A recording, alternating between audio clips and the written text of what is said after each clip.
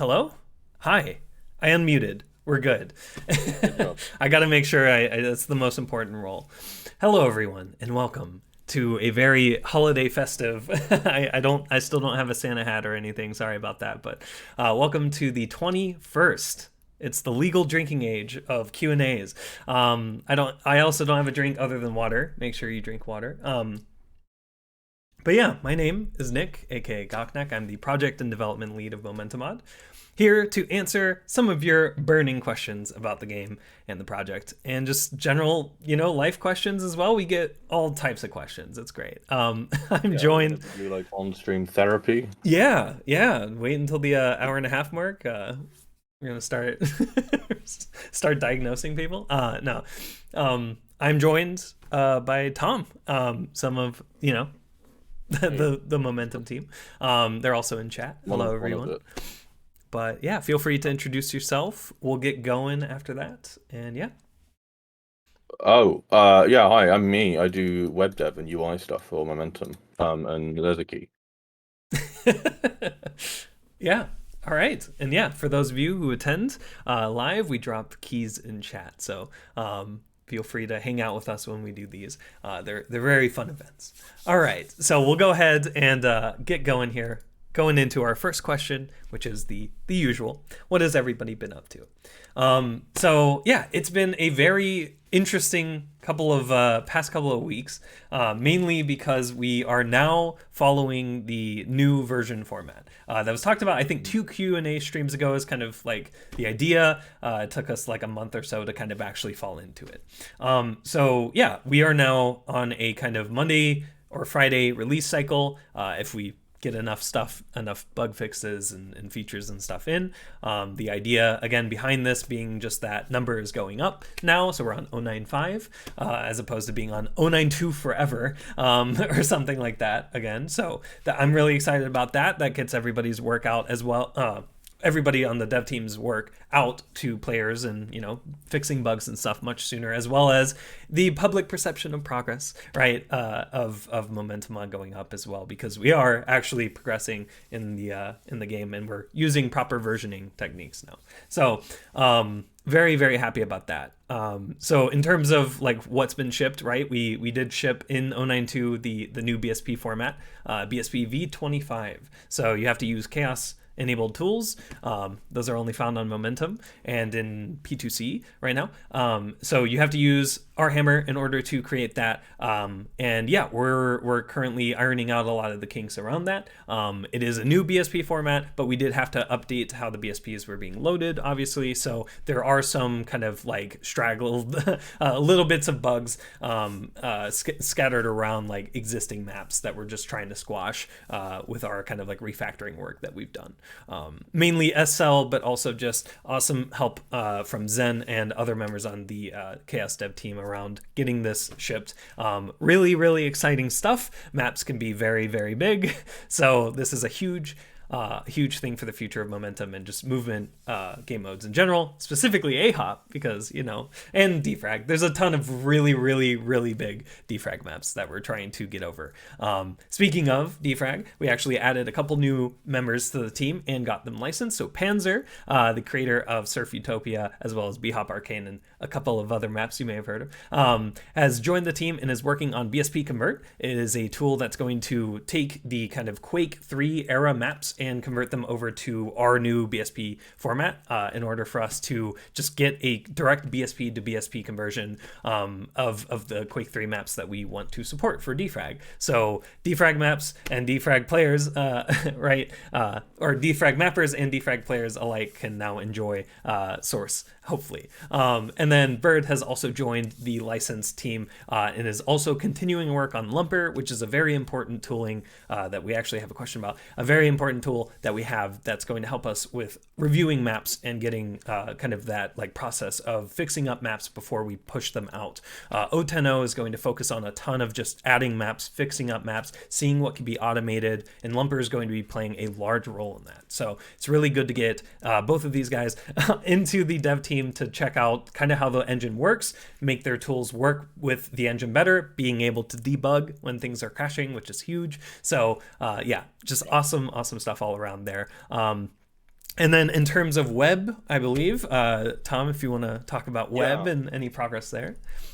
Well, I've had a bit of a slow month. I've been a bit sort of just burnt out with web, but my sort of focus right now is the new year and just Yes. finishing up the rewrite in like the early part of the new year. So I had a sort of relaxed Christmas, and then I'm gonna be like properly going at it. So that'd be nice. But no, it's coming along. It's just finishing up some endpoints, and I've just been doing like constant refactors to get everything as clean as I want. Um, I'm like one of those little fish that makes its like mating area in the sand, you know, and Yeah. and then like when I'm done, GOT comes in and does code review. Sorry, that's just Just that's the destroy the same nest. analogy. Yeah. Yeah, no, that's Um, basically how it goes, yeah. yeah. So yeah. Web's going to be coming along, and then I guess for us going into the new year and really focusing on 010, that's going to be a big sort of push for us, where we've got sort of several core things that need to be done for 010, and Yes. hopefully sort of getting progress on all of those areas at once. That's going to be nice, trying to sort of coordinate and get stuff going, because it's Yes. going to be a really big update. It's just got like several very large things, including the web rewrite and map submission there to Yeah. get. They need to that is to get finished before we can ship. But, Yeah. no. Yeah, it's going to be a Paramount update for sure. It's I think it's what a lot of people are expecting Momentum to kind of have right now, just really with all of the maps and just a better map Yeah. selector that can handle the thousands of maps, right, that we're going to eventually have, right, in the game. So Mm. yeah, it's going to be fun and just a lot of work to get kind of to Yeah. the point where we're in the groove of like a map porting checklist as well as lumper and just getting that Mm. process better along, and then Yeah. just yeah, as many maps as Infra. we can possibly handle, ideally to test both our S3 buckets and downloading speeds and just the Mm-hmm. costs and related scaling to that, as well as just testing to see, how the maps are playing and if there's anything that we're missing in our map checklist, right? Map review checklist. So there's a lot of great stuff coming at O10, and yeah, that's just a little bit of it. There's a lot of work being done on the engine specifically with refactoring. It's kind of a slower month, specifically in December, so a lot of the work that's been done is a lot of Mm. internal engine kind of restructuring, removing a lot of old dead code. There's a lot of it. Engine in particular has a lot of different modules inside of it that we're just trying to strip out right now, just to make it way more modular and way, way cleaner and easier to kind of follow, like what's responsible for what. So OSKey box on in JJ and others in the Chaos Dev team have been doing great stuff towards that. So that's been very fun to help out and Mm-hmm. review. We are eventually moving over to our DX11 backend, which we're actually on the teetering point of actually fully removing DX9. So if Mm-hmm. you are on older hardware, please upgrade to the last like decade worth of hardware, because that Yeah. is the minimum requirement for the game. Not because we're going balls to the wall with like crazy graphical shaders, but rather we're trying to keep a modern code base. So, yeah, There's also the DX11 and then the CPU based requirements where yeah, I forget if we're requiring SSE 4.2 yeah. It's or 4.1 or different 4.2. Yeah. yeah. So once that's like fully decided and set in stone, and we've decided especially what we're doing with job physics and stuff, Yes. then we will have like a pretty confident like hardware requirement that we can update the Steam page with and stuff, which will be require somewhat more modern hardware Yeah. than other Source games, but not by a lot. Um, Yeah. it's just like working on an engine in 2020.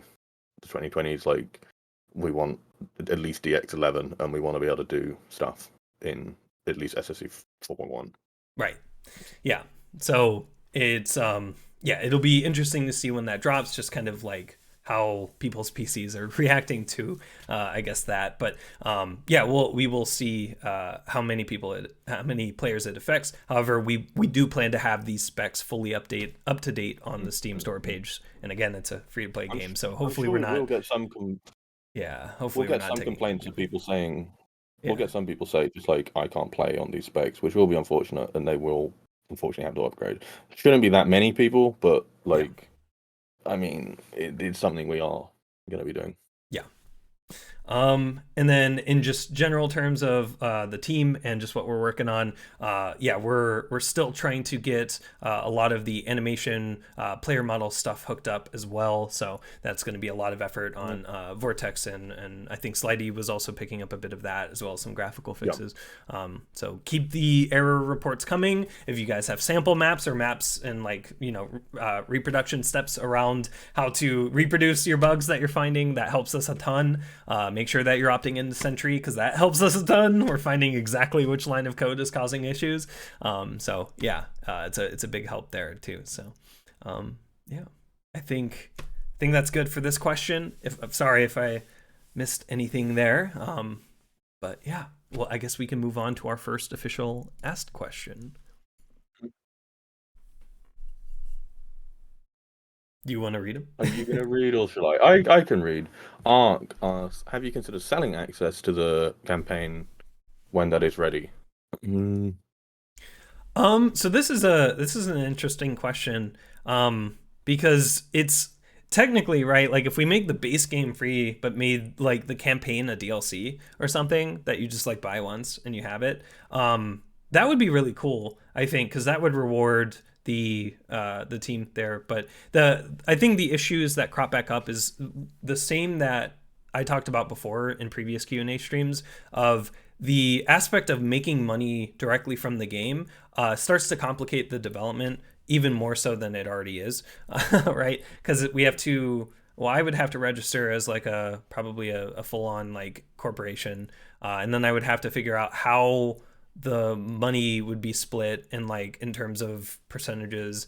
I mean, I wouldn't be taking like all of it or whatever, but like it would be like how much does a mapper get versus the sound designer, right? So like how do you weigh that? And then so there's a lot of complication around that, that I wish it was as easy as just like everyone gets an amount they're comfortable with, but that turns into that's the main problem with that, right? Like, is how do you determine that? And while it is maps and original content that we've created for the game, it's just really hard to really pinpoint, like, you know, how to fairly like, I guess, pay everybody. And it, like, do we pay the other Chaos devs that have worked on the engine in the meantime? Because, you know, like there could be technically a feature we use or something, like how do you pay that? And then what does that turn into? And like, yeah, so there's it just really starts to complicate. Yeah, it just complicates. We'd have to pay Valve a bunch of money to be able to sell. They would also take, they would also take the cut, the standard 30% probably cut of each DLC sale. So, but also the selling in-game content, we'd have to actually buy a license, presumably. It would depend if we're on Jolt or not. I think that's the biggest thing. But yeah, if we switch over to Jolt, I don't think there's much to license anymore that we would have to pay for. So we'll see. We would see if that's the case. But I think for the most part, right, a lot of it could just be a matter of promoting the donation button in the game and just making sure that people are aware that, hey, this is great, this is really high quality, you know, here's an avenue for me to support financially. And that, you know, I want to, you know, reward this team for their work. Like, I don't ever want it to be the case of like, oh, I'm doing this because I like slave labor or whatever, right? I want this to be something that the team can be extremely proud of, that we push out, that potentially thousands of people play, and that leads to portfolio piece, as well as just like helping everyone, you know, on the team get further in their careers, especially if it's things that they want to do. So level designers, artists, and things like that, getting into gaming in one way or another via this game, and then also being rewarded through donations and through, because that's what the donation pool is going towards, right? That's what I want it to go towards, is that we help our artists, our level designers, sound designers, like we help everyone get the hardware they need, as well as like if we get to the point where it's like we have so much money, if we get like, if Notch or somebody, probably not the best example, sorry, if like Phil Spencer came in and was like, here's here's like $10 billion or something, like I would want that to go. But I mean, that's still the same problem of like distribution there, but like when it comes to that amount of money, it's like Yeah, like we'd be able to, I think, divvy it up better than just like a constant revenue stream and just like Yeah, accounting yeah, and yeah. all that. I really like Lumia's point about, yeah, people would like to us release this stuff for free than it be a paid thing. Partly just because like we can take a great deal of pride in doing something like this for free and doing it hopefully, well, I would say as well as we do it, in that Yeah. like we have a development system that is really quite professional and organized, and we're doing that, you know, for as a, free project that where no one's getting paid, and I think a lot of us take a lot of pride in sort of how well managed and stuff we are. So, Yeah. I also just wanted to add that like if we were to release it, like there's the question of price, and with that's tricky, and we did reach out to get some sort of like consultation on that, and the response we got back was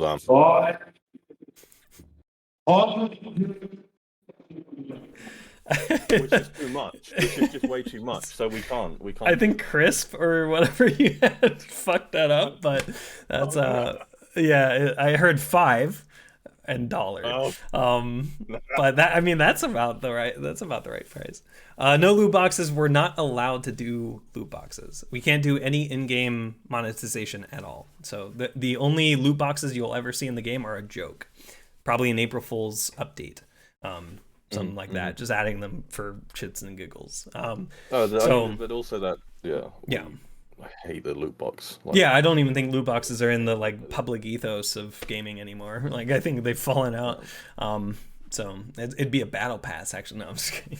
But yeah, so that's the main kind of gist around that. I really you have to pay for Ramatra. Right. Yeah. You're gonna have to pay to unlock them. No. So yeah, again, just everything in the game being for free, but like offering the opportunity for people that really appreciate the work that's been done to donate to the team members, the donation pool, right? Having that support our team financially as well. So yeah. So I guess the answer to this is no. We have considered it, and we're not going to. It's going to just be a labor of love and something that I hope that people, on the team as well as playing it enjoy. So, yeah. All right. Was there any other input for Ark's question? Nope. Cool. All right. We'll move on. Another question from Ark. Oh, more. Do I need to get the Price Master back? There's another money one. Okay. Have you considered a small monthly donation that gets you a donator tag in the game, similar to what a lot of current communities do? Okay. Yeah, so this is another monetary question or angle to take. So we explicitly asked Valve about this, and this is any donation or any kind of like status that you can get in game for donating is not allowed. Unfortunately. So we can't do anything around that. Now I don't know what, like, I wouldn't want to test that kind of, again, like with our relationship with Valve, I don't want to test the limits or boundaries of it. Where it's like, oh, you donate and you get like a badge on your profile, which is technically on our website, but shows up in game. I don't know. So like versus like paying and then, oh, you get a crown or like some special effects in game, right? So it's like, I don't know how that would work, but I don't want to test that. But yeah, I feel like you can still argue that having a badge in game still incentivizes donations, which is presumably what they want to avoid. So exactly, and they want a cut of it, and that's the main reason. I think Valve would be pretty relaxed with stuff, but like, why, like, push them over something so minor? Exactly, and just like it becomes more of a problem if you do it without asking or like having asked before and saying, hey, no, we're not going to, right? Like everything in the game is completely free, and I want it to stay that way. And what's nice is we do have they stuff like the Open Collective, we have asked them about, and they've explicitly said that is fine. So yes, yeah, it's nice not having any gray areas with them. Yes. And when it comes to donations, we could still do like Discord, like roll or something. Like we could do like community focus, like, or on the forums, or if we, you know, bring those back, and stuff like that, where it's like we can have a third party kind of benefit to it that promotes it, but it has to be, you know, worth it. And then, yeah, it's like, how do you make that worth it when it's not tied directly to the game, which is, yeah, so it's like, it's a hard sell. But yeah, so realistically, yeah, we're not going to be able to offer just anything in the game for any monetary value, whether it be the complications around selling something, and distributing those funds over time, and like what it means to like add a team member, or like the past, you know, if a team member were to leave, do they still get a cut? Like things like that, where it's just like, it starts to get really complicated, and just really turn this from a passion project into a micromanaged, like, you know, fucking financial hell. So, yeah. So realistically, people should really just be donating because they like what we do and they like the team. And, you know, if they don't, then they don't. Yeah.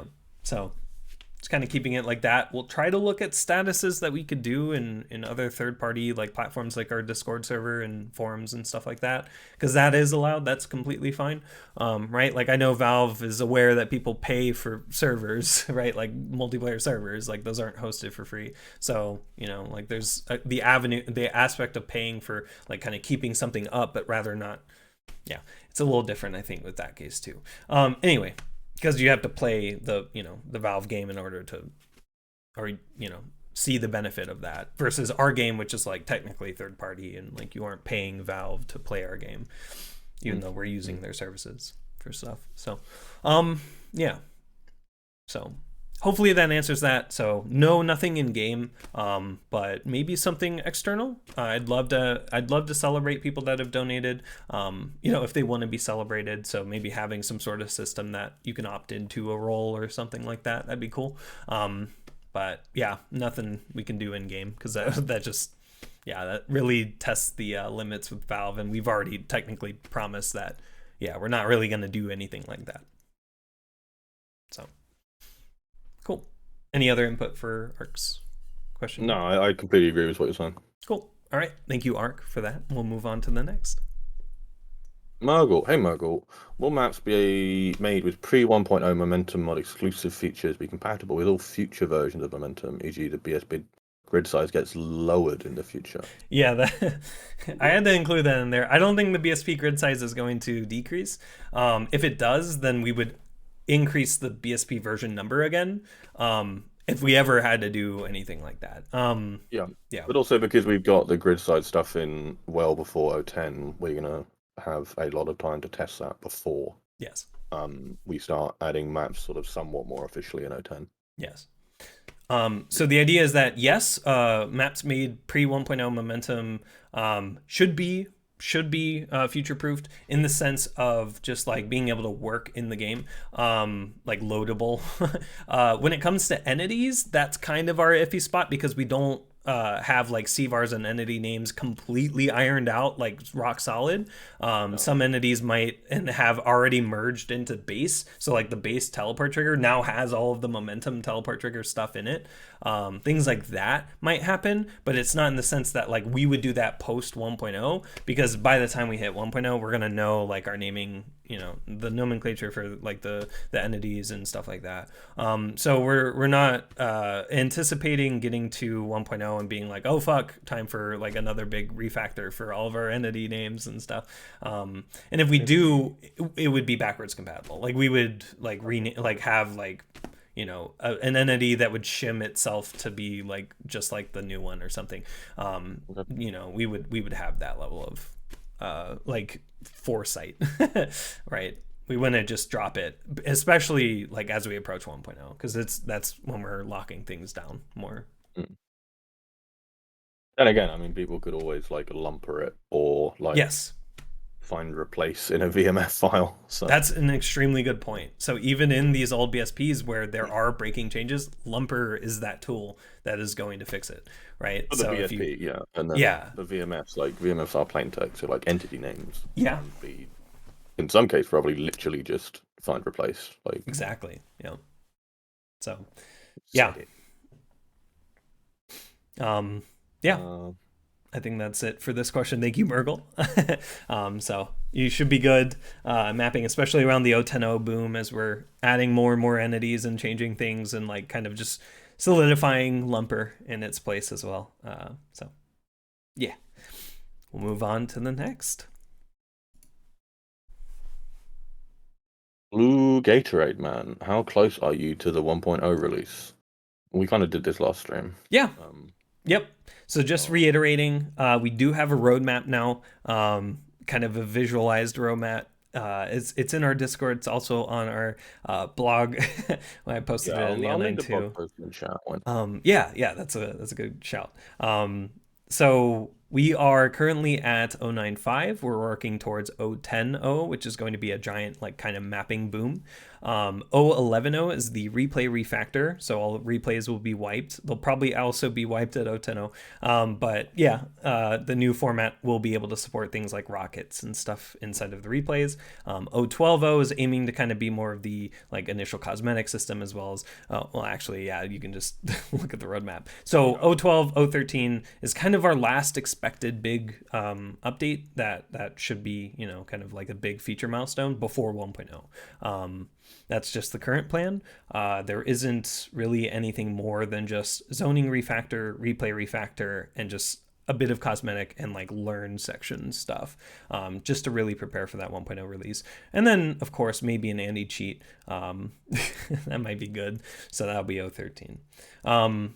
Yeah, so it's just a matter of getting around there. Again, we can't give dates. We're not ever going to be able to hit any date that we give just because of the nature of the volunteer nature of the team. We might, but like in some, you know, we did. Yeah, it's best is so inconsistent and unpredictable. That's just a fundamental aspect of doing game design in this way. Yeah, exactly. So we can tell you what's left, and the roadmap does that, and then we can tell you what we're working on, which we do every Q&A stream, as well as like through version updates and on our blog and everything. So just make sure that you're following kind of the updates there. You can see like what's getting in and our progress there. And then yeah, it's just going to be a matter of when we hit 1.0. So when we're on 0.13, when we got all of our systems in place and we're ready. I'll be able to tell you a date. Yeah, and it's unfortunate. I know a lot of people really want to have a date.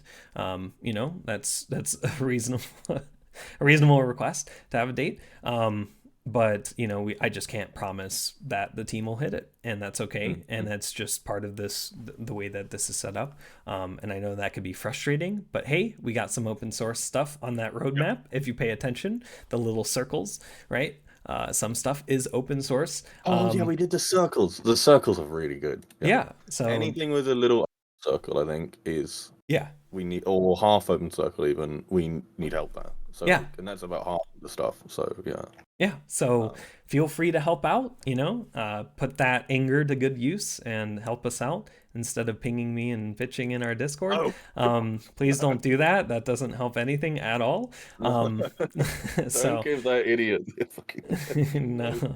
No, I won't. I'm just saying that there's more productive ways to help out towards that 1.0 release. I know it's a very exciting project, and trust me, 1.0 will be amazing. And I'm on this project to play the game, right? I want to play something like Momentum. So I'm on it to well past, 1.0. I want to get to 2.0 at least before even considering doing anything else. So in terms of like free time game dev stuff. So yeah. Sorry that I can't give you a close or an estimate or anything. We're chugging along. We're working towards 0.10.0. There's a lot of great stuff coming down the pipeline that I'm really excited to ship. And yeah, we'll see how that goes. What were you gonna say, Tom?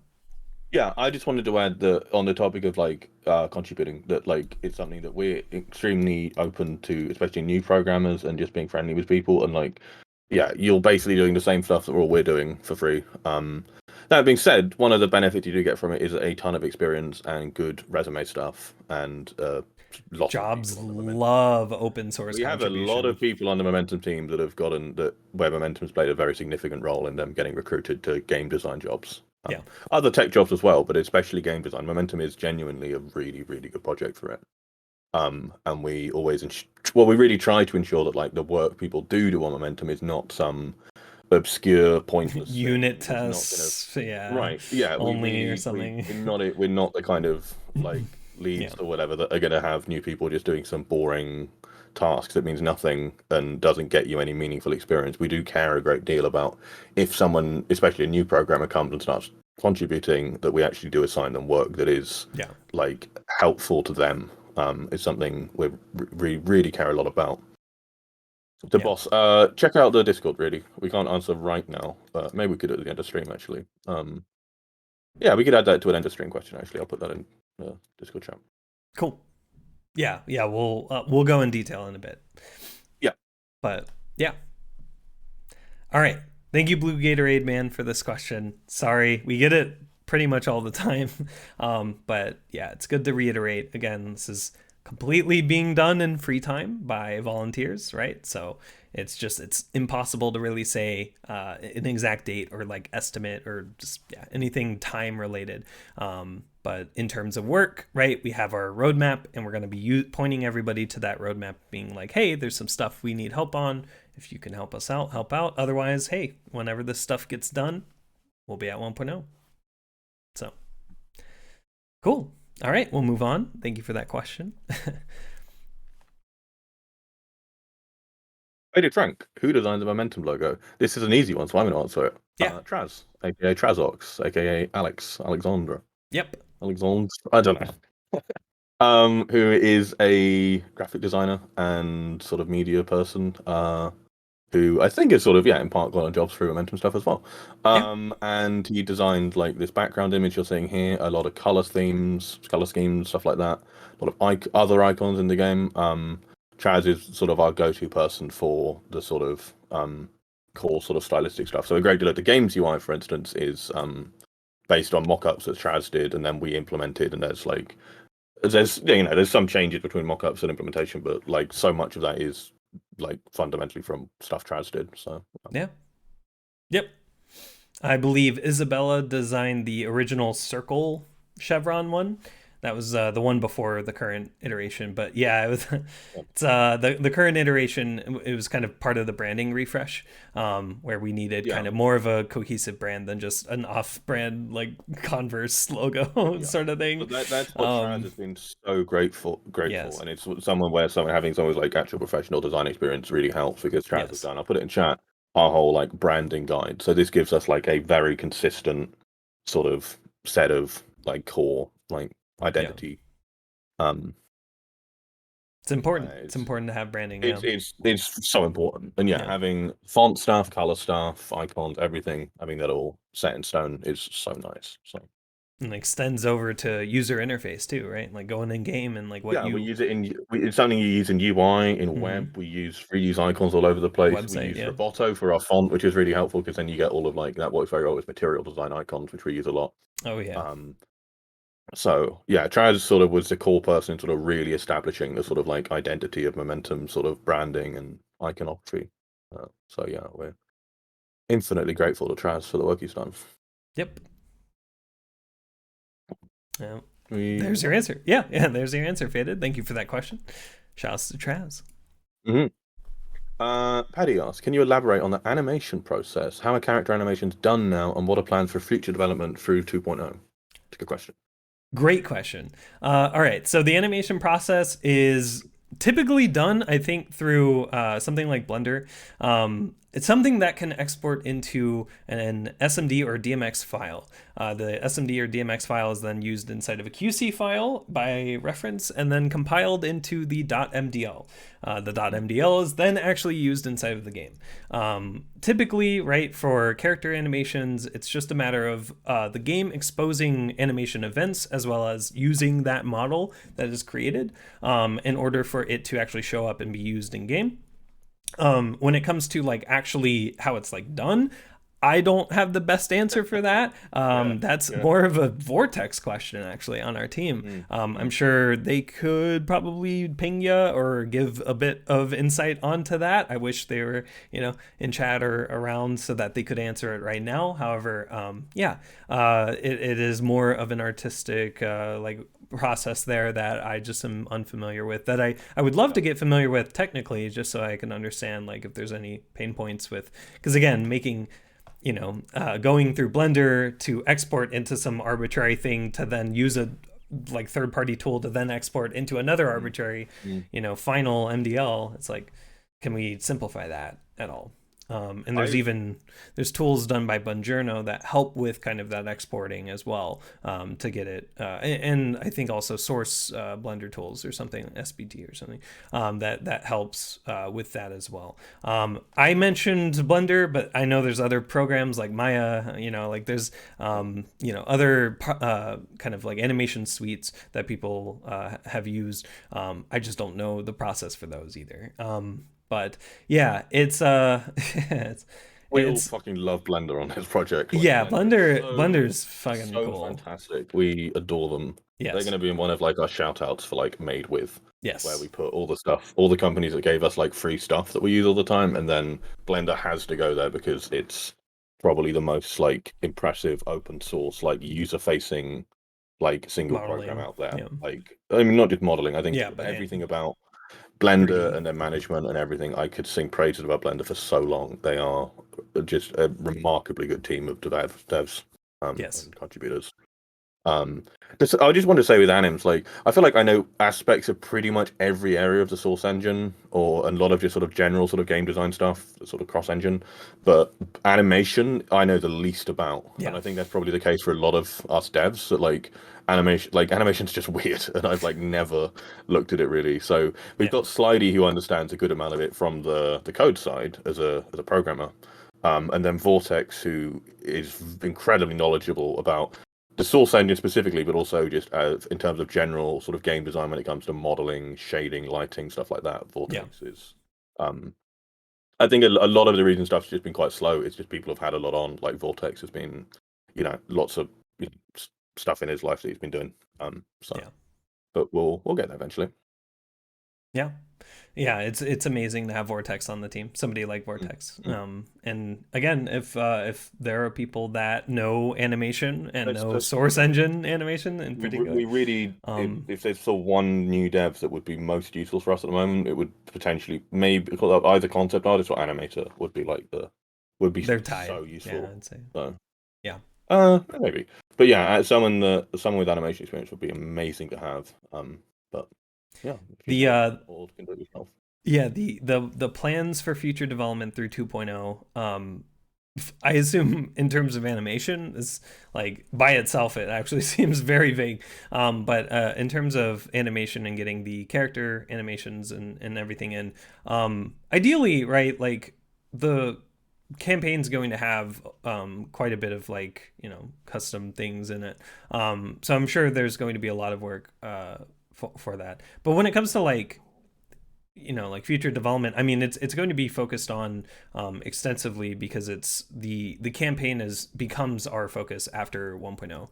Right now the core of the game, getting the core system and kind of the like custom map aspect of the game finalized is our goal for like 1.0, and then post 2.0 is that campaign, animations for the character model. But like we want to have our base character model for 1.0, so a lot of like just kind of hooking up everything is prioritized for 1.0, at least for just the character model, and then the customization around that, right, with people are used to making TF2 assets, and so we want it to be ideally as easy or easier than TF2 to make things for Momentum Mod. So we'll see, and yeah, if there's ways to automate a lot of stuff through Blender in particular, we'll try to open source a lot of scripts there that people can use to do so. So we'll see how that goes. A lot of the like development is just dependent on if we have the manpower for it, right? If we have people that can help out. So that's the first step, I guess, for the future of the development of animation stuff is we would need some animators and just a kind of cohesive art team there around Yeah. getting a design of a model, getting the model ready, and then just animating that model and exporting, and then synchronizing all of it in game and testing it out in game. So we'll see. We'll see how long that takes to get set up, right? Because once we get that process set up, it's just a matter again of doing it, and then also just finding more people to help out if need be. Yeah. So yeah, It's just hard to predict this campaign because Yeah. like after 1.0 and new people getting interested in the project with that, hopefully, because the project will have way more publicity. Like Mhm. we're sort of bound to get new devs then, and it's the campaign is going to be a lot of work, probably something that will require new people. Exactly. Yeah. So it's something where we can only give sort of quite vague sort of answers to the stuff going towards campaign. But Yeah. that being said, anyone who wants to get involved now, please contact us for sure. Yep. All right. Thank you, Paddy, for this question. We'll move on to the next. All right. Um.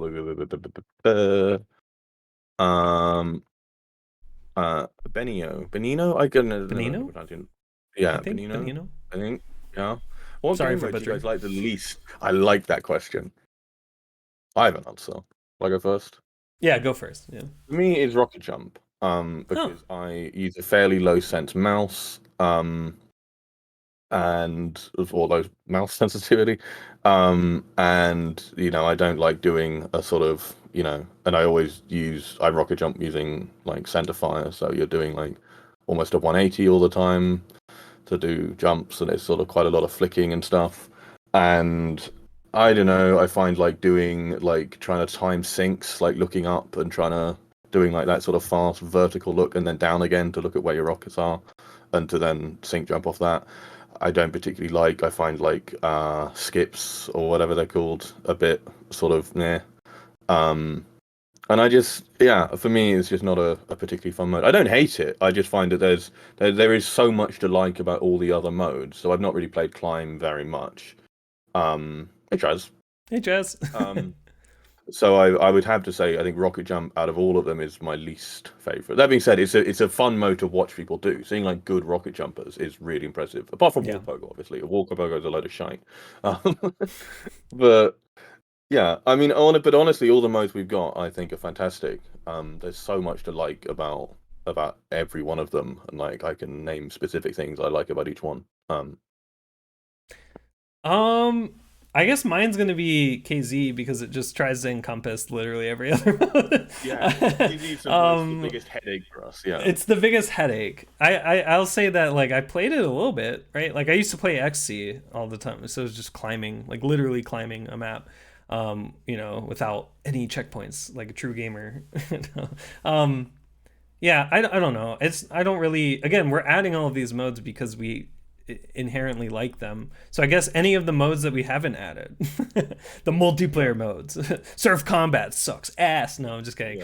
I'm purely kidding there. Please don't clip that out of context. It's combat stuff is fucking fun. it is very fun. I used to actually I did combat surf before I did skill surf. Surf Great River Extreme with a shotgun, like going up behind people and stuff. Ah, it's so fun. Hopping from the top of Legends jail.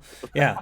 Shit like that, right? Getting points for the gun menu or whatever. Anyway, like in there's terms of modes that we've not added that we don't like I don't know, like people ask for trimping, which I just don't really understand what the point is.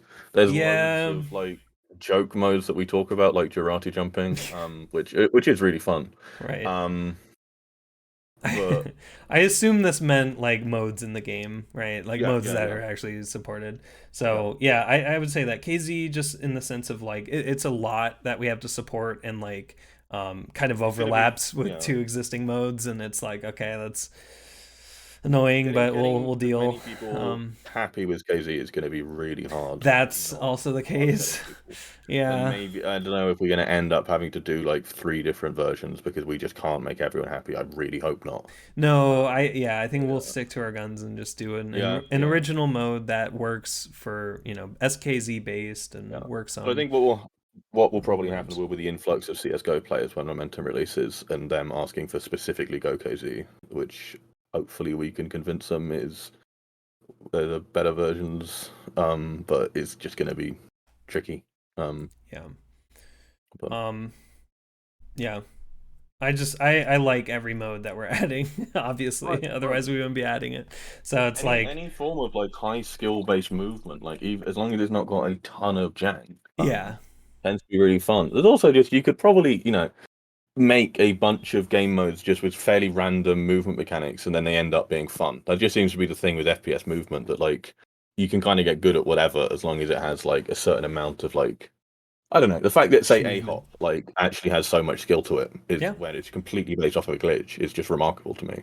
yeah. Which makes me wonder like how many modes made by accident would actually be playable. Probably quite a lot. Fundamentally, it's just FPS movement is something that's just really, really underrated in practically all of gaming, and like no modern games really seem to care about it all that much. I guess Apex does a bit, but like movement FPS racing stuff is really fucking fun. Yeah. So. Yeah, Neon White, I think, was the latest one that's really... Yeah. You have to play it. It's on my wish list, but yeah. I'll get it eventually. But yeah, so hopefully that answers that. Hopefully we didn't butcher your name either. Sorry if we did. But we'll move on to the next question. GOUD? GOUD? Any chance of I can never... Is it Warsaw? How you pronounce it, or Warsaw? Warsaw? I want to say it's like Poland, right? Like Warsaw. It is. Yeah. Is it that's the Polish spelling of Warsaw, isn't it? Like, subsection for defrag, like the WSW dash and wallkick. I don't know. Probably not. Probably not. Maybe. From Lumia in the chat. Lumia is kind of our defrag. Okay. Yeah. The main thing to keep in mind with Momentum is that we aren't aiming to be a sandbox of every single movement type ever. If we were, this would be a completely different project. We'd probably already be released, way more scripting support, etc.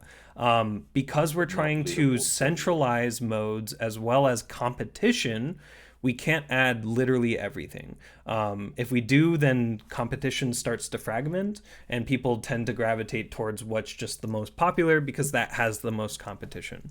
If you add every submode ever under the sun, you segment your player base, and I want to minimize that as much as possible, because the entire point of Momentum is to centralize, right? To help get people into the pipeline, the world record grind pipeline of like, here's a mode, here's a ton of competition for it, here's like a way to get like into completion, into improving times, into group times, into top 10s. So getting 5 different modes at one time is like when you're like, hey, I want to play defrag, and then you see just like 5 sub modes for defrag, which we already kind of have 2, right, with VQ3 and CPM.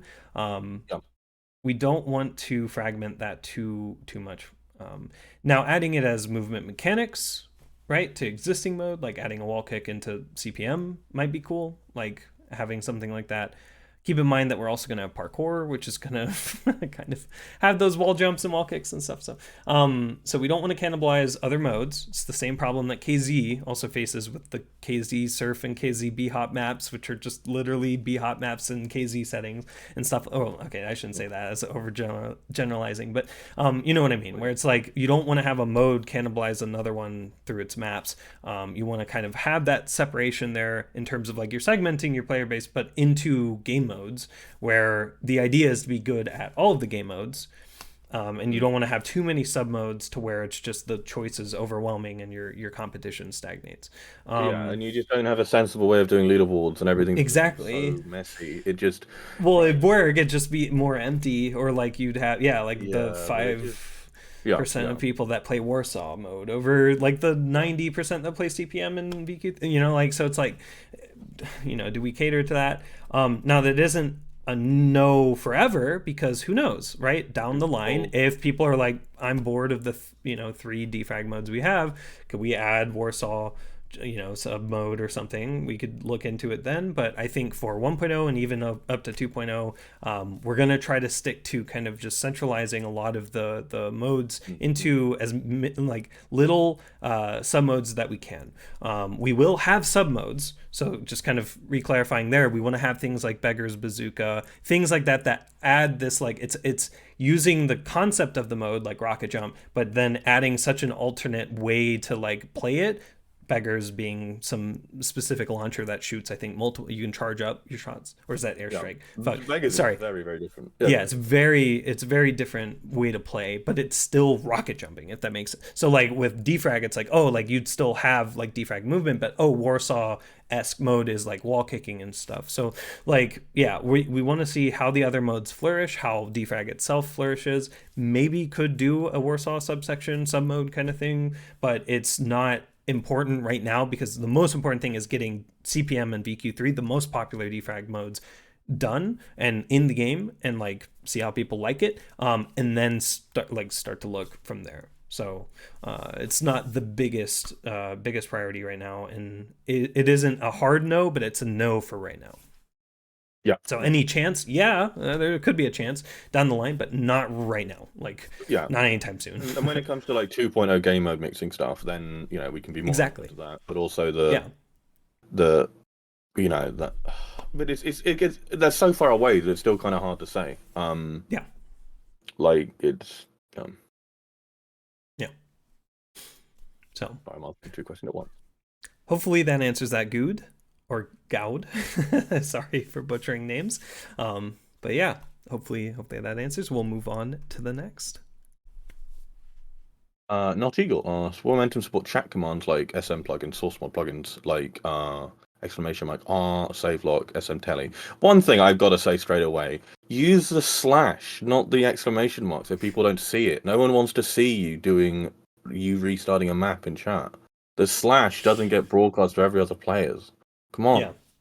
We actually we have these. Yeah. Yeah, we have. So we have chat commands. The way that our chat commands work is that they're kind of just like an easy way to, like, if you're familiar with, I guess, servers, to do a console command. You should be making binds to do console commands. You should not be using say binds, if that makes sense. We even have that also, in our docs. We have it in our key binders, like stuff like that, yes, where there's the restart key bind you configure in the settings, like yep, you would like your jump key, But if you want to bind obscure stuff, like the best way to do it is still going to be through console, just binding something to but if you want to do specific save lock things. But I think we have keybinds, we have sectioned into keybind section even for like save lock stuff. Yes. Like individual save lock commands plus bringing up the menu. Yes. So it's kind of like a legacy thing that we support because a lot of people like it and ask for it, but it's not the best setup. Yeah. It is purely backwards compatibility. That's it. Just with muscle memory and stuff like that. So you can do /R, it'll reset you. You can do /R and then the stage, and you can tell, it'll go to that, or not stage, it'll go to that track rather, bonus and stuff like that. But we plan to have integrated direct UI for a lot of common kind of commands and stuff. So like switching to bonuses and stuff could be done probably through the leaderboards or something, where you change your track that you're comparing against. Yeah, bonuses. We'll definitely look into that. And then we have ones to be like the standard way people do. Correct. The chat is meant to be more of a social thing, and not because we're a plugin for a military sim shooter, right? Like we're not for a server owner. We have the dedicated commands that we can create, and you should also be able to bind those, the most popular ones, through our options, which we do admittedly need to improve more as we add more of the commands and stuff that people like. So yeah, like we have a lot of plans around like just kind of exposing more of those commands directly through the UI, having it easily bindable via console, and then as a last resort for some of the things that you might want to do, having the chat commands. And you should, again, never make a say bind, because it doesn't, that's not how it should work. Say binds are so stupid. Yeah, except for, I guess, actually chatting something. But even then, we'll have like anti-spam. If you do like bind R, say exclamation mark SM R or whatever, I'm gonna hit you. That's a guarantee. No. We have mom_restart, right? Like you should use that command directly, right? So, but yeah. We could probably even detect when save binds are made, and like if it's if it's for like a command that isn't like just a chat message or something, we could be like, hey, you should use the console bind. We'll never prevent you from binding, but we'll probably like just detect if you're doing a save bind and like for like !R and be like, hey, use mom_restart or the options menu. Anyway, we'll see. But yeah, so we do support chat commands. They're only backwards compatibility. We're never going to be adding exclusive chat commands or anything like that. So yeah, it's always going to be console commands or user interface that you can use instead. So cool. Thank you for that question, NotEagle. Moving on to their next question. Oh, yeah, we've got 3 NotEagle ones. We've got a triptych of NotEagle questions. NotEagle asks, will players be able to preview clip brushes and triggers and do runs with them being visible? Will there be an official way to enable it through UI? This is kind of 2 questions. I want to just answer the second one because it's really easy. Is the way you can do that through UI is in terms of purely through like UI no console, you can bind a key to the map commands menu. Yes. Which then in there has stuff for viewing clip brushes. That menu system is really cool. It's just basically anyone can make a file that contains a whole command menu that will show up in game, and then you can bind a key to like open that specific menu. We just ship some by default. So the save lock menu and the map commands menu, and I think the ruler menu, those are just command menus that we ship by default. People can make their own ones. So the map, and then those 3 have key binders in the settings input page, so you can just go in and do it there. Really useful for when you're doing mapping stuff because you don't have to have a ton of different binds. You just have a menu visible on screen, and you just press 1 through 9 keys. Yep. Yeah, and so will players be able to preview clip brushes and triggers and do run with them? Yes. Ideally, you don't ever have to. If we ever add a map where you have to view triggers or clip brushes, like we failed in our map review.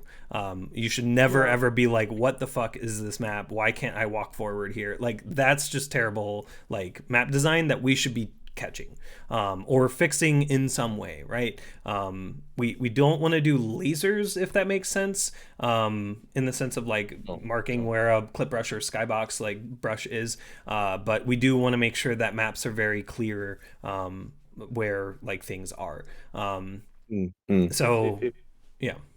If players are trying to do these super hard strats where they're just trying to miss a trigger or something, and it's not clear where that trigger is unless you have show triggers on it or you're using like the laser system, then that is just not very good map design. And I mean, we can't necessarily catch all of that in review, so we are going to allow the view triggers then, I guess. But I mean, it really it's best when the map doesn't have that. They're currently cheat protected, mainly because I guess it gives some advantage in multiplayer or something, and we're based on CSGO.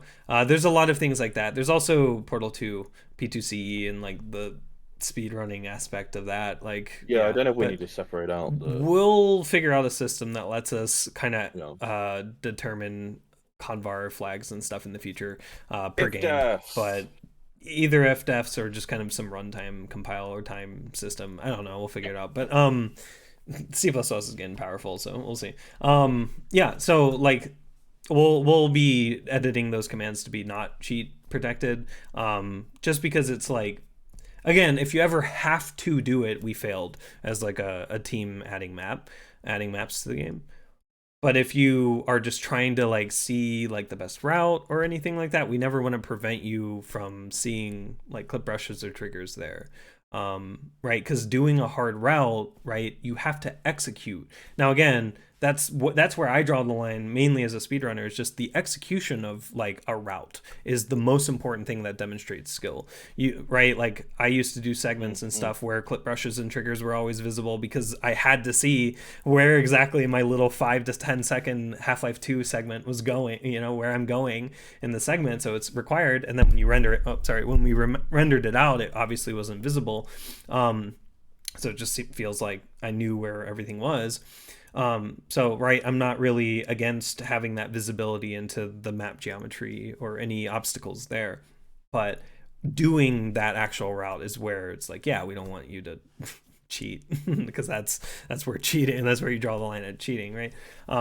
So yeah, I'd say clip brushes triggers are fine. I think there's other ones. We've added other brush visibility commands too. Like I think you can view like no draws and stuff, or there's a way to kind of like view other brushes like water clip, or there was some other like invisible brush that wasn't visible normally, and then we added some option to that.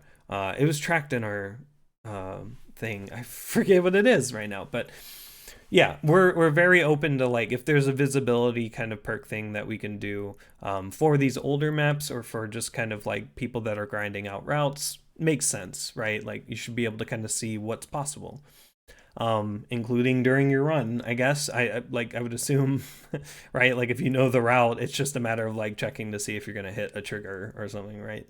So yeah. And then yeah, enabling it through UI. Yeah, Tom answered that perfectly. There's the map commands UI menu. That's the most official support we'll add.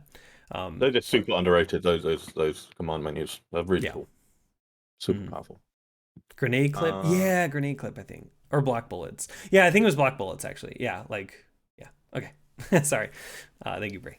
But yeah, thank you, NotEagle, for your second question, and jump into the third. Will there be an Overwatch? Also NotEagle. Will there be an Overwatch like in CS:GO to catch cheaters? Oh crap! No. We'll be doing Overwatch like in Overwatch. We're adding Tracer. Yeah. Tracer is confirmed for the game. Don't sue me, parent company. Anyway, no. So Overwatch, like in CS:GO, to catch cheaters. So again, Overwatch. For those unfamiliar, when you report somebody in CSGO, it sends the demo of that match over to a system that kind of anonymizes all of the data and then allows your peers effectively to review that demo of the match to see if somebody was cheating. So I think the Overwatch system is a really cool design.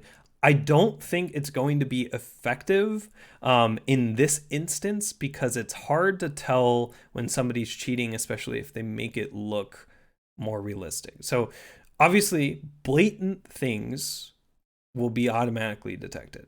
Like there's not like if it's very clearly wrong, we should have an automatic detection in place for that. That's just kind of a given, right? Like I mean, you aren't going to spin bot to surf. That like isn't going to be a problem, but like, you know, very unrealistic movements should be pretty easy to catch. And so we'll have systems in place that will do that. When it comes to harder to determine detections or flags that we raise, having a system like Overwatch, but more towards a trusted community of kind of that game mode, would make more sense because it's going to take people that are really, really good at the game to really delve into how something could be cheated. Right? Like I think there's been a recent B-hop controversy. And it's sometimes it's really hard to see things just one at a time. Like it can look like a normal, just really optimized run, but if you look at like all 10 of their attempts that they've done, you know, or something like that, and you see the exact same mouse movements, everything like that kind of stuff, where it's like you need a bit more of a Overwatch kind of esque system of like multiple people looking at multiple things. That's going to be more of an intimate thing where I don't think it'll even be through the game itself. It'll probably be, I mean, you'll use the game to like see replays and stuff, but like we're probably going to have some sense of like just a private conversation that we can have trusted game mode kind of experts to reference to. Because again, we can't have Joe Schmo that's played B-hop like for 3 hours voting on if this top B-hopper is a cheater or not. Or just I'm using reporting and stupid stuff like that, which is yeah, where you just get like some toxic communities like, yeah, let's everyone report this streamer or whatever, you know, like right. So like there's I mean, there's definitely a level of community outreach that we want to do on cases where we are completely unsure, or we need second, third, fourth, etc. opinions on things. We never want to ban, automatically. We want to flag automatically so that will raise, and then the severity of the flags that we're raising, right? Like that's the more important aspect of kind of automatically catching things. But having just kind of this like panel that we could, and it could even be some of the people in the map review panel, right? That would be testing maps.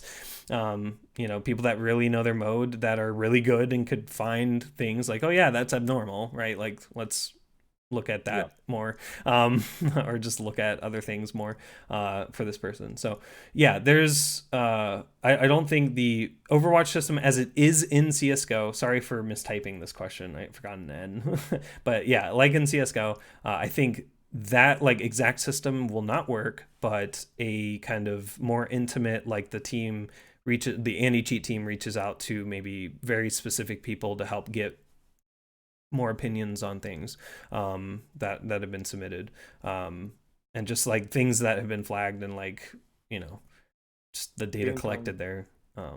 Yeah, we'll see. Samuel asked, like, does it mean it's possible cheated times low on the leaderboard don't get noticed? Well, generally stuff like that is going to be detected anyway. Yes. It depends. Like if you've got a cheat that's undetected and then you're using it for crap times, I mean, potentially, but so we're sort of not. Yeah, There's a lot of stuff that we expect to detect that we're not necessarily going to tell people how we expect to detect it, but we expect we will. it circles back to the question of cheating, is like, how can you best demotivate? Like wasting cheaters' time is the best form of anti-cheat, especially for a free-to-play title, and making it just less and less worth it to cheat. We will have cheaters. I'm not going to say Momentum Mod's 100% cheat proof. We're going to be doing everything that we can on our end to make blatant cheating, very obvious cheating, very easily detected and banned.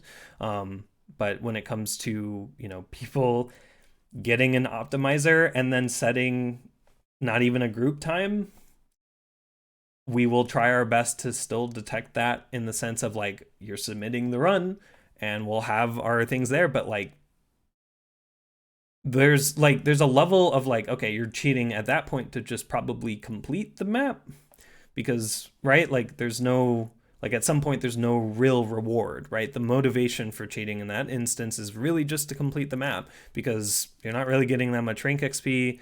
If you're really low in the rank, then people could easily just improve their times and beat you, right? It's usually going to be higher caliber cases of like, yeah, usually group times to top 10s are where we want to pay the most attention, because that's probably going to be the most targeted place, because that's the highest skill cap, right? There's not much above you if you're rank 1, right? Or potentially above you. So yeah, there's it's a good question about kind of like, where do we, and what does that punishment turn into, right? If we also find that, right, if we find and detect you cheating and you're setting like a rank 10,000 time, do we just wipe that time? Do we like, what's the punishment for that? Do we, obviously we flag you as cheating or whatever, but like do we, like, because versus like a rank 1 or like well known versus, like it's a very interesting kind of like philosophical question of like, how do you, like, it's like a casual cheater, right? Of like just like casually playing the game and like, yeah, like movement recording to beat all of the maps or something, that we could like detect and then just like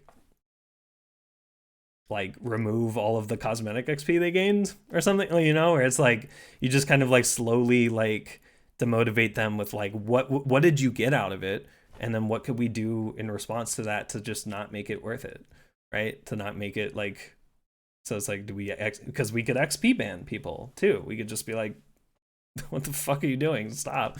Like, don't, like, I mean, I do want to take a hard stance on cheating, right? Like, I don't want people to think like, oh, I could cheat and get last rank or whatever on the leaderboard, which is probably also going to be a thing for sure. Like, I want it, again, like the motivation behind cheating to be just basically diminished to where it's like it's more effort to cheat in the game and get away with it or whatever than to just actually play the game and get better, if that makes sense. And like with the game having things like built-in task tools, you know, with leaderboards and things like that in the future, like we want to, like, if you're going to spend the effort to do this, like do it officially, right? Like do it over on that leaderboard, right? Submit your time and like meet other cool task people that could improve your route. And like, yeah, I don't know. So like we'll see again what happens with motivation behind cheaters, but I don't really think that people that are just cheating to complete times are the same caliber as people cheating to get higher ranks or set precedent, specifically also with tournaments and stuff, right, where there's actually like maybe a prize involved, right? Like that kind of stuff is way more important to make sure we get right than somebody getting like some rank 15,000 time with cheats for literally no motivation other than just to beat the map at that point, because it doesn't really make sense why you would do that. Yeah, so hopefully that helps answer that. You know, the topic of cheating is definitely an interesting one, and I know it's like it's a recurring segment specifically in our Q&A streams, because it's a big concern that a lot of people have about Momentumon and how, you know, a free-to-play game, right, with like the very small barrier to entry, right, how is it gonna possibly catch everyone or whatever? And it's like you have to be realistic in the approach too. We're going to do our best, right? Like I'm not conceding or being like, yeah, you know what, we're just gonna have some cheaters and we're hoping on reports. But again, reports are going to be playing a large part of it, because there might be holes or things that we didn't look for in our systems, and just updating that. It's a cat and mouse game. It never ends. It's always uphill, right? Always an uphill battle of like your limited anti-cheat expertise versus the potential, you know, thousands of cheat developers that could just want to fuck up your game. So we'll have to see. We'll have to see what happens. But if we can again strike the motivation behind cheating more than we can just like combating every single cheat known to man, or like doing, you know, process scanning or some shit, right? Client-side detection can help for like very, very rudimentary stuff for like really stupid cheaters, but like there's way, way more sophisticated stuff.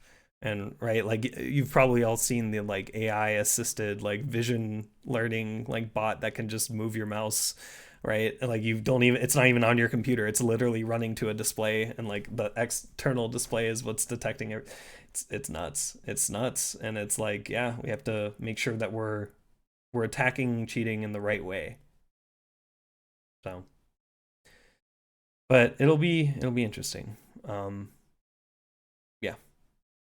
So hopefully that answers that. NotEagle. I'm gonna make millions. I'm gonna make multi-billions of dollars. Yeah, welcome back. Nice. You didn't get to the next question yet. The next question is really no, cool. yeah, I went down the cheating kind of derail there, but cool. Cheats are fun. Like there's anti-cheat. Like it's stressful, but there's so much like to it, and it's such a complex thing. Yeah, and I think what we'll be doing will be enough for a lot of the cases that a lot of people are worried about. So I think that we'll have a pretty good system in place. Again, we don't have it shipped yet, and that's, you know, like a lot of people could see that as we'll never have an anti-cheat, in which case, please keep thinking that. Please keep thinking that. I guess. But... Anyway, we'll move on. Thank you, NotEagle, for that question. Who was this? Firestabber asks, what is tooling? Tooling's really fun. Tooling. Yeah, so I don't know how general this question is meant to be. I don't know if they were asking about the Discord channel, because we did actually open the tooling channel. Been there a while, but no, it's been there a while. Yeah. Was it mentioned in the last Q&A? I don't know. Anyway, so tooling is a really interesting thing, right? Because it can encompass like it depends on the kind of game you're developing. It's a really, I think, underrated part of game dev, where because you're doing something that's tooling. I guess a good way of defining it is it's software that's not end user facing. It's you know, software used in development or for sort of all aspects of production of a game that isn't or isn't facing to the average user. You know, obviously anyone can launch Hammer and it's shipped with the game and stuff. But so in terms of like the most obvious example of tooling for the source engine is Hammer, which is the map editor. And Hammer is really annoying because it's all old UI, and we're working on that at the moment. And yeah, but also we've been doing our own tooling recently. Most recently, well, the sort of biggest one we're working on at the moment is Lumper, aka White Men Can't Lump, which is a codename, project codename. Yeah. Which is a tool for specifically for editing compiled maps. So the idea is that you can edit a BSP file without having to decompile a map then recompile it. When you decompile a map, like you lose all the lighting and stuff, right? Or you lose like the you lose things. It's lossy, Yeah. So then you recompile it, you have to redo the lighting and stuff, and you can potentially have different lighting settings and whatnot. And there's a question of what do mappers want you to be decompiling their maps. The BSP format is pretty complex, but it's well documented relatively. And it's possible to write software that can fully interpret a BSP file and can modify a BSP file. So with Lumper, the idea is you can load up a BSP, change stuff in it, where there's a lot of different stuff we're going to let you change. But say a core one is say entity stuff, where we're doing a similar setup to Endspite. We have that basically working now. It needs some work, but the essentials of it work, and we have UI for. So you're reading a map file and then saving it again. And saving a BSP is quite tricky because the BSP has this like header data that says where like each block of data that does specific stuff is. So all lumps are sort of different. So you get lumps for like lighting data and entities and like surfaces and edges and lots of weird ones. And so when you edit a BSP file, you need to be able to move lumps around and then reset the header and say where everything is. Right. So it loads up in game, and that's been quite tricky. So I did some work on that originally about 2 years ago, where I got reading and stuff working and messed around with saving, but never fully got it working. And then we got Bird, who did loads of work on that, where he really cleaned up, got the saving mechanisms working, has done this automated task system where you can like it's kind of like Stripper for servers, but you can just do it and actually modify the lump. I think it can load Stripper configs, but you can make it do all sorts of stuff. So task system's really cool, and Bird been working on that. Sorry, you asked what is tooling, and now I'm talking about individual bits of tooling, but I mean this is like quite important stuff that we put quite a lot of dev time into, so it's worth giving some explanation. Very specific cases where maps edited to packed info for certain effects in a map lost and decompile. Okay. Yeah, well, one thing we do a lot is pack file editing, and something we want to be able to do with Lumper that we're going to be adding shortly is like just checking the textures in a map. This is just important for moderation. Like, unfortunately, we don't want porn textures in your map. Just get rid of it. You don't need that. Like, you don't need to be constantly titillated. Speak for yourself, bucko. Bucko was my thing. Been out buckoed.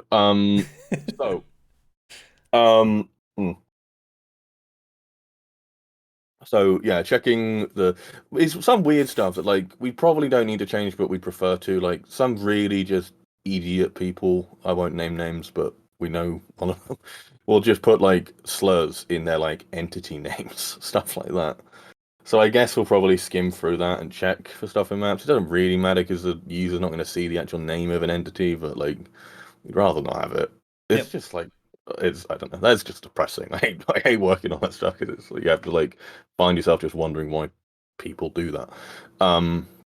But yeah, so Lump just meant to be a sort of comprehensive BSP editor where we want to make a lot of boring tasks super easy. So anything that's super repetitive, we find ways to automate that.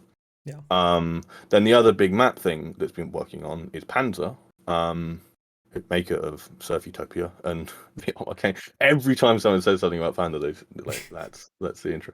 But Panzer's been working on this tool aimed at defraggers, but I think it's aiming to do gold source maps as well. Eventually, yeah.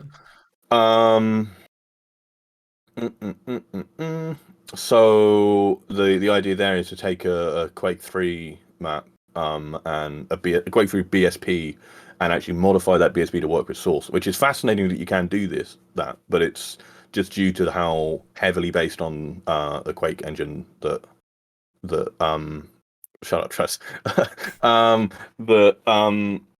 The source is so heavily based off of Quake that actually the map format is really quite similar. So Panda's been able to get a lot of stuff converted. Most recently, he's managed to get light map data working, which is amazing. Which that's kind of the key thing, because if you can decompile a Quake 3 map to like a .map file and then convert that to a VMF and then mess around with it and then recompile it full source, but you lose all the light entity data. Like in source 1, if you decompile a BSP, you keep the light entities. So you can then recompile that and you'll get essentially the same lighting. Though I'm not sure VRAD is even like deterministic, but who knows? VRAD is crazy. But yeah, with defrag maps you don't get that. You don't get the light entities. So if you have to remake all the lighting, which is why some of the maps we have in game currently that are ports from Quake 3 have some kind of shitty lighting, just because it's incredibly boring for a mapper to remake that. In some cases they just didn't do it that well. Shut up, Mac. So with this, that's going to automate a ton of that and just make it so, you don't need to do any decompilation. It should be the vast majority of the work should be done automatically. I also just to note that Panda and Bird are both fantastic devs that we've loved working with so much we've now licensed them. So they actually both have NDAs now and are working on engine stuff. So we'll hopefully get some, other game code contributions out of them as well as getting this tooling stuff, which is going to be great. And so and tooling in that case is really just like doing stuff that you can kind of do manually but is incredibly slow and then just speeding it up. But then in some cases of tooling, say with Hammer, you need Hammer, right, to make new maps or some kind of map editor. So Right. Now what are our other bits of tools? I mean, you could say like scripts and stuff we have a kind of tooling. So for instance, like whenever we do a game deploy, we pull all of our translation stuff from PoEditor automatically. So we don't have to manually do anything there. Gok is just like does the whole build CI stuff, and that I just click a button. I wrote all of it, but I just click a button. I wrote that, but the pulling the script. You wrote that. Sorry, I just I click a button to deploy. So tooling there is just that's kind of I'd say that's an example of tooling. It's sort of automation, but tooling, a lot of that is just automation. And tooling's really fun because generally you don't need to care as much about, say, speed, and you can sort of write not worse code, but you can sort of you can do it in higher level languages, which is kind of nice. So, we get to use Python and C# rather than C++ for a lot of stuff.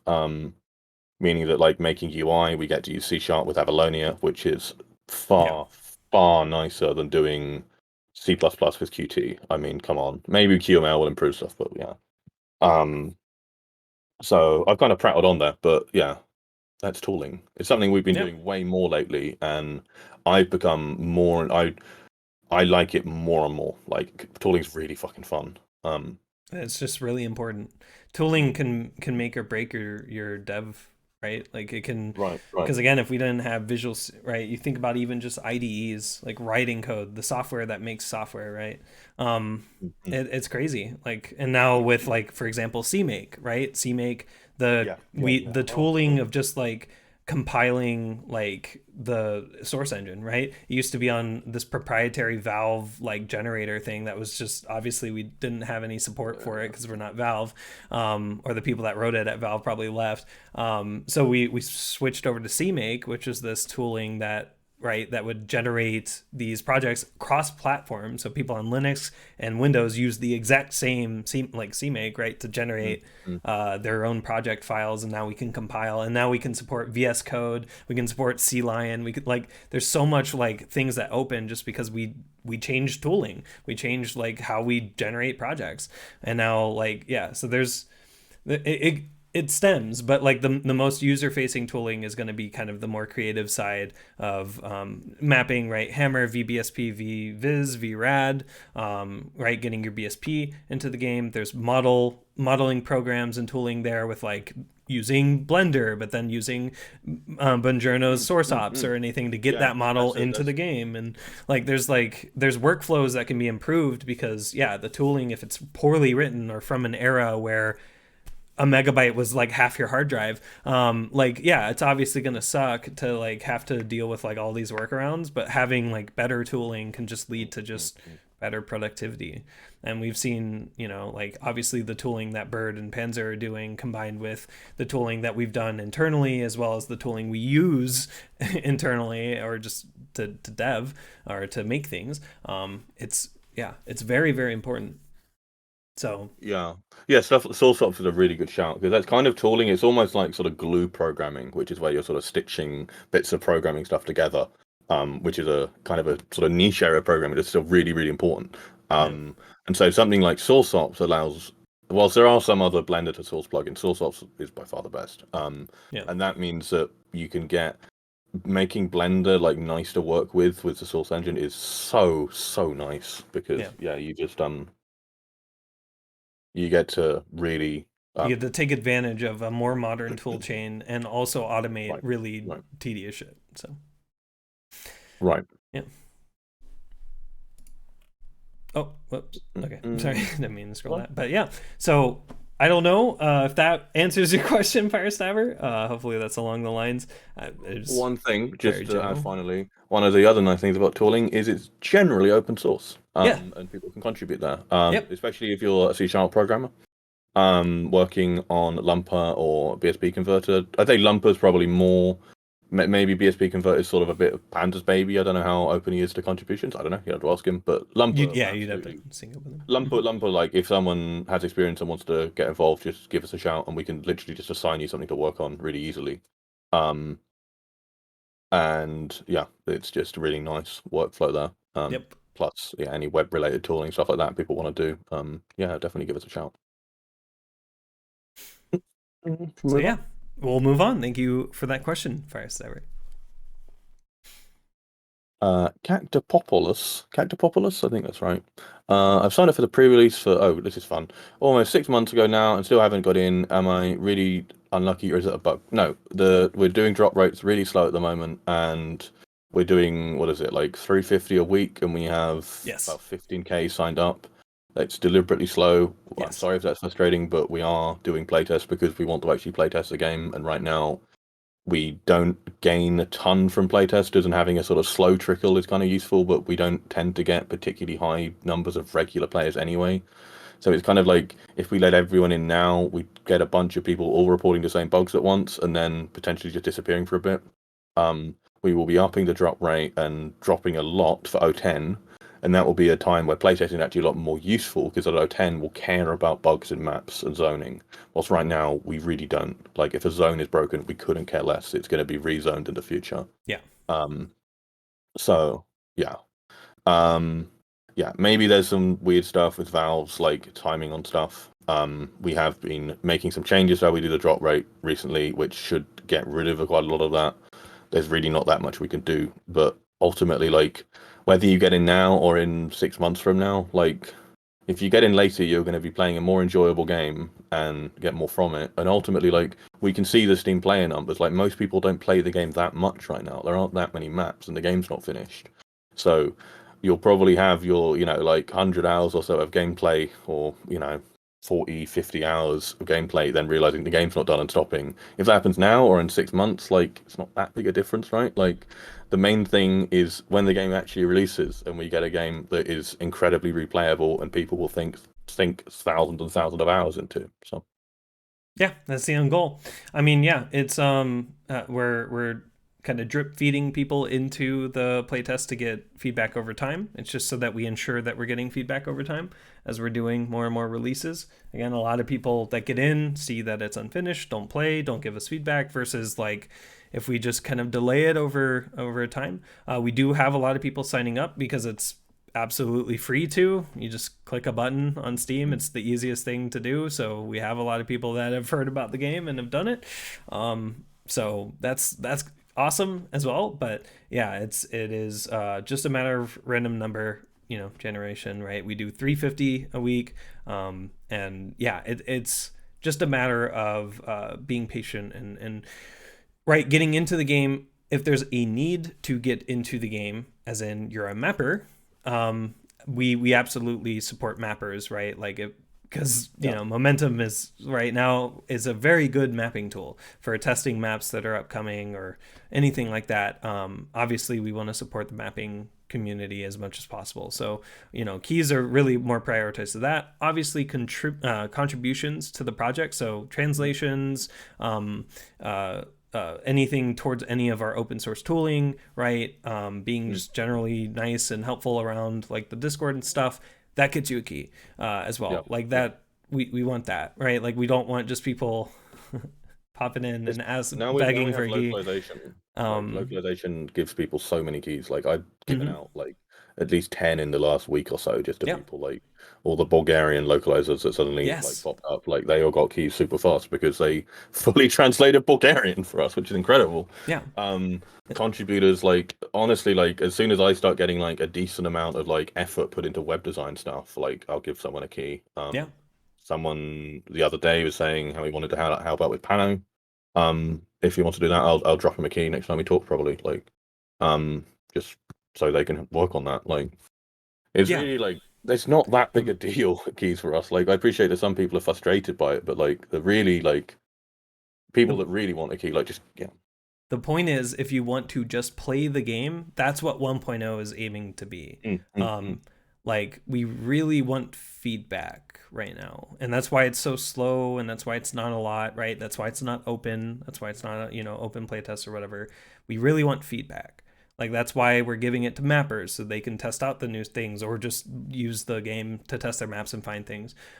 That's why we're, you know, contributors, right? So they can see the fruits of their effort, right? That kind of stuff is more important to us right now. But as we approach 1.0, we're, you know, adding more and more people in, and then just obviously 1.0 will be the get into it, play it as much as you want, sink thousands of hours, stuff like that.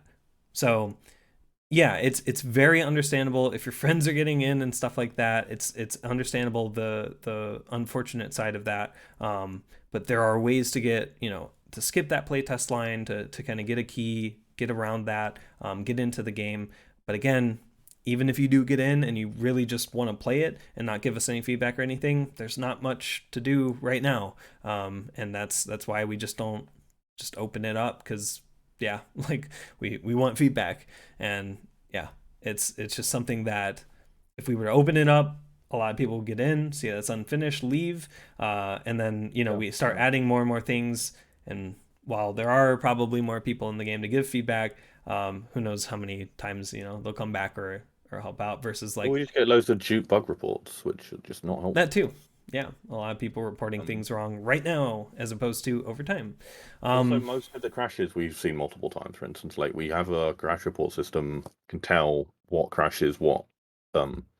Generally, we have multiple cases of each one. Like a lot of the time, we have a lot of them. It's quite rare that we see like a single isolated crash, and that's probably someone doing something insane with hammer. Yeah, it's usually a hammer crash. Yeah. But that's nice because we'll be able to fix those over time as we focus on hammer.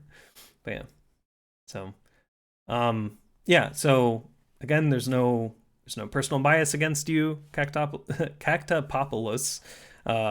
It's really just a matter of random number generation. So being unlucky in the sense of just not being the 350 divided by 15,000 of the day, or sorry, not of the week. Which, you know, as we go towards 010 and 011, as we increase those drop numbers, right, more and more of a chance to get in. And at those points, right, 6 or whatever months from now, I don't know how long things are going to take, you will have a more and more complete game to play, if that's all that you want to do. If that's not all you want to do, we have avenues to get keys. Again, we get this question every day, not every Q&A. Every day we get this question on our Steam forums as well, even in the playtest, which is bizarre. I don't know why people are complaining on that forum, but anyway, we get this a lot, and it's very deliberate, right? It's very deliberate right now, but in the future, right? The game is coming out completely for free. We're working on this in our free time. Sorry, it's taking a bit longer, right? It's just how it goes. But when it comes out, when 1.0 is hit, you're gonna have a great time. And when it comes out, it will be out. Yeah. So hopefully that helps answer that. So we'll move on. Thank you for that question. Nice. Resistance has managed to ask something that's almost overflowing the box. Good Oh job. yeah, I had to squeeze Uh, it in. Resistance is futile. If only there's a way to make a font like less big.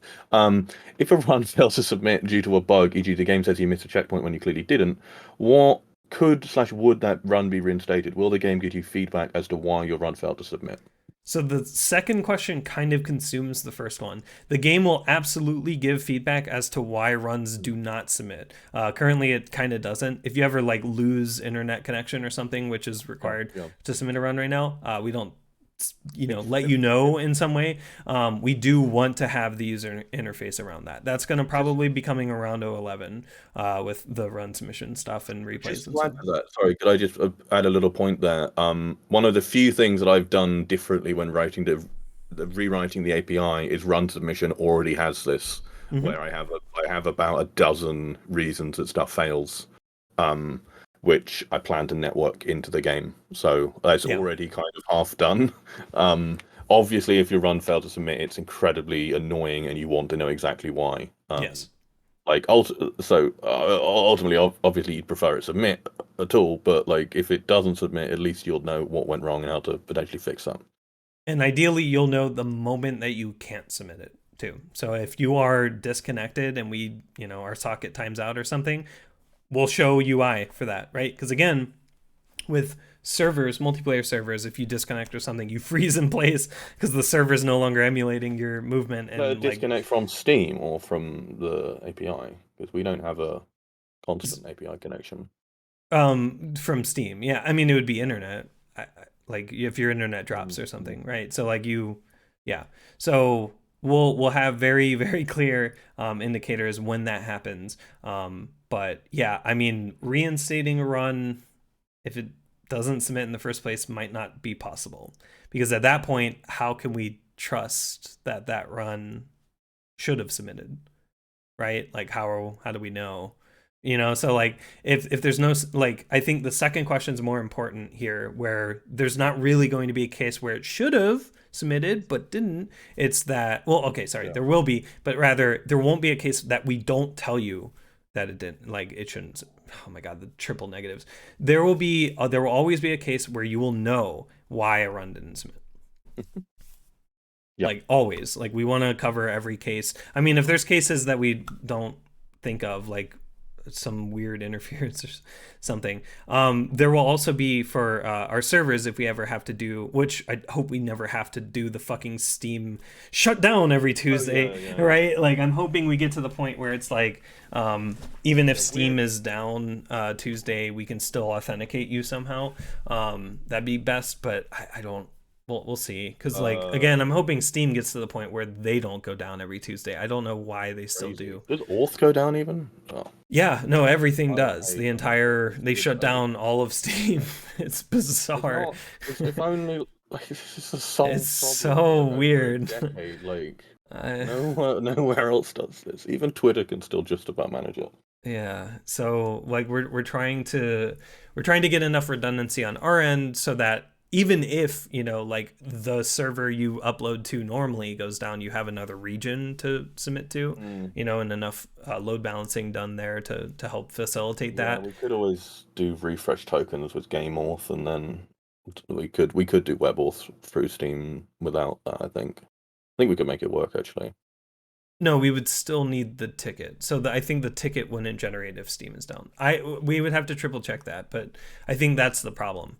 Is right now it just doesn't even give you a ticket to like send over to the site. Yeah, Because right now we use that like offline decryption using a shared secret key, right between the Steam client that generates it and then our backend. But like the other way is that you use a request to Steam on your server to verify somebody, which is like the usual way of doing it. But like that's the solution obviously, would be we could do JWT based GameAuth and have a refresh token in the game with how would JWT. we authenticate somebody?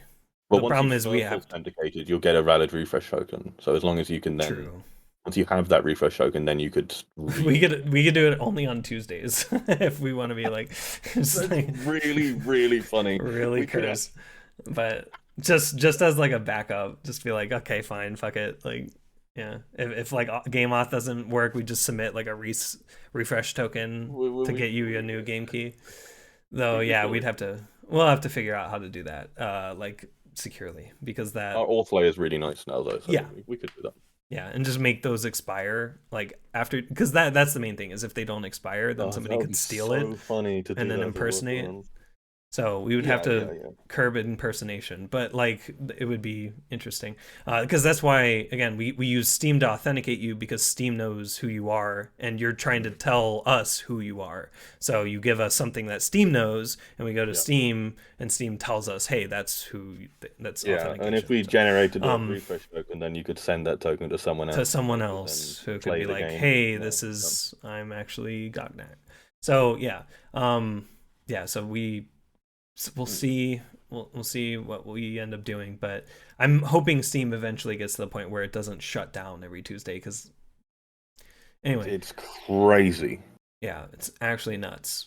But I guess it's just tactical. I don't know. Maybe they find so many. They don't have any bugs. They don't have any. They don't have any long-term bugs because they keep just nuking everything. Better DevOps person, please. Like, no, I don't know. It's probably just how their systems are. I don't know. Yeah. I don't know anything about Valve's data center stuff. Crazy, yeah.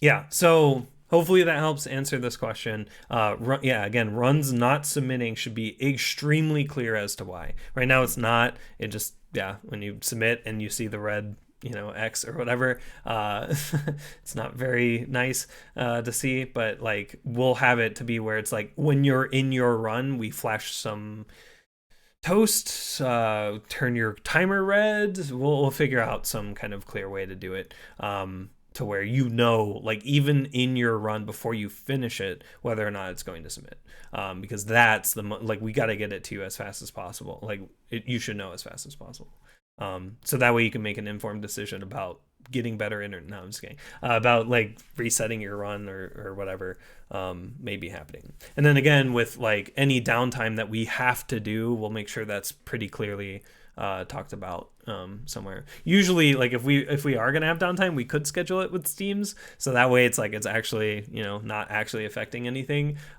too much, because well, again, if you authenticate before Steam goes down, I think everything's okay except for lobbies, because again we'll have that authentication established with you, but when it comes to like getting a new auth key, you won't be able to, and if we shut down during that, then it's whatever. The thing Dunster posted has really got to me. When playing the newest card on Steam version, it instantly crashes to desktop, and every Tuesday. Yeah. Fuck. Yeah, it's rough. Insanely bad. It's I don't know. So I don't know. I think that we'll have levels of redundancy where it shouldn't really be on our end. It might be. I don't know. We're a free to play service, so we'll see how hammered we get. But we do have enough protections and redundancy in place to help with it. We'll see how that gets handled.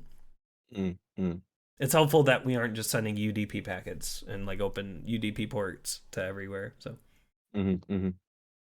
utilizing Cloudflare and stuff to help. So yeah, it's just like something we can really focus on and actually figure out quite a lot. So it is very important. But thank you for that question.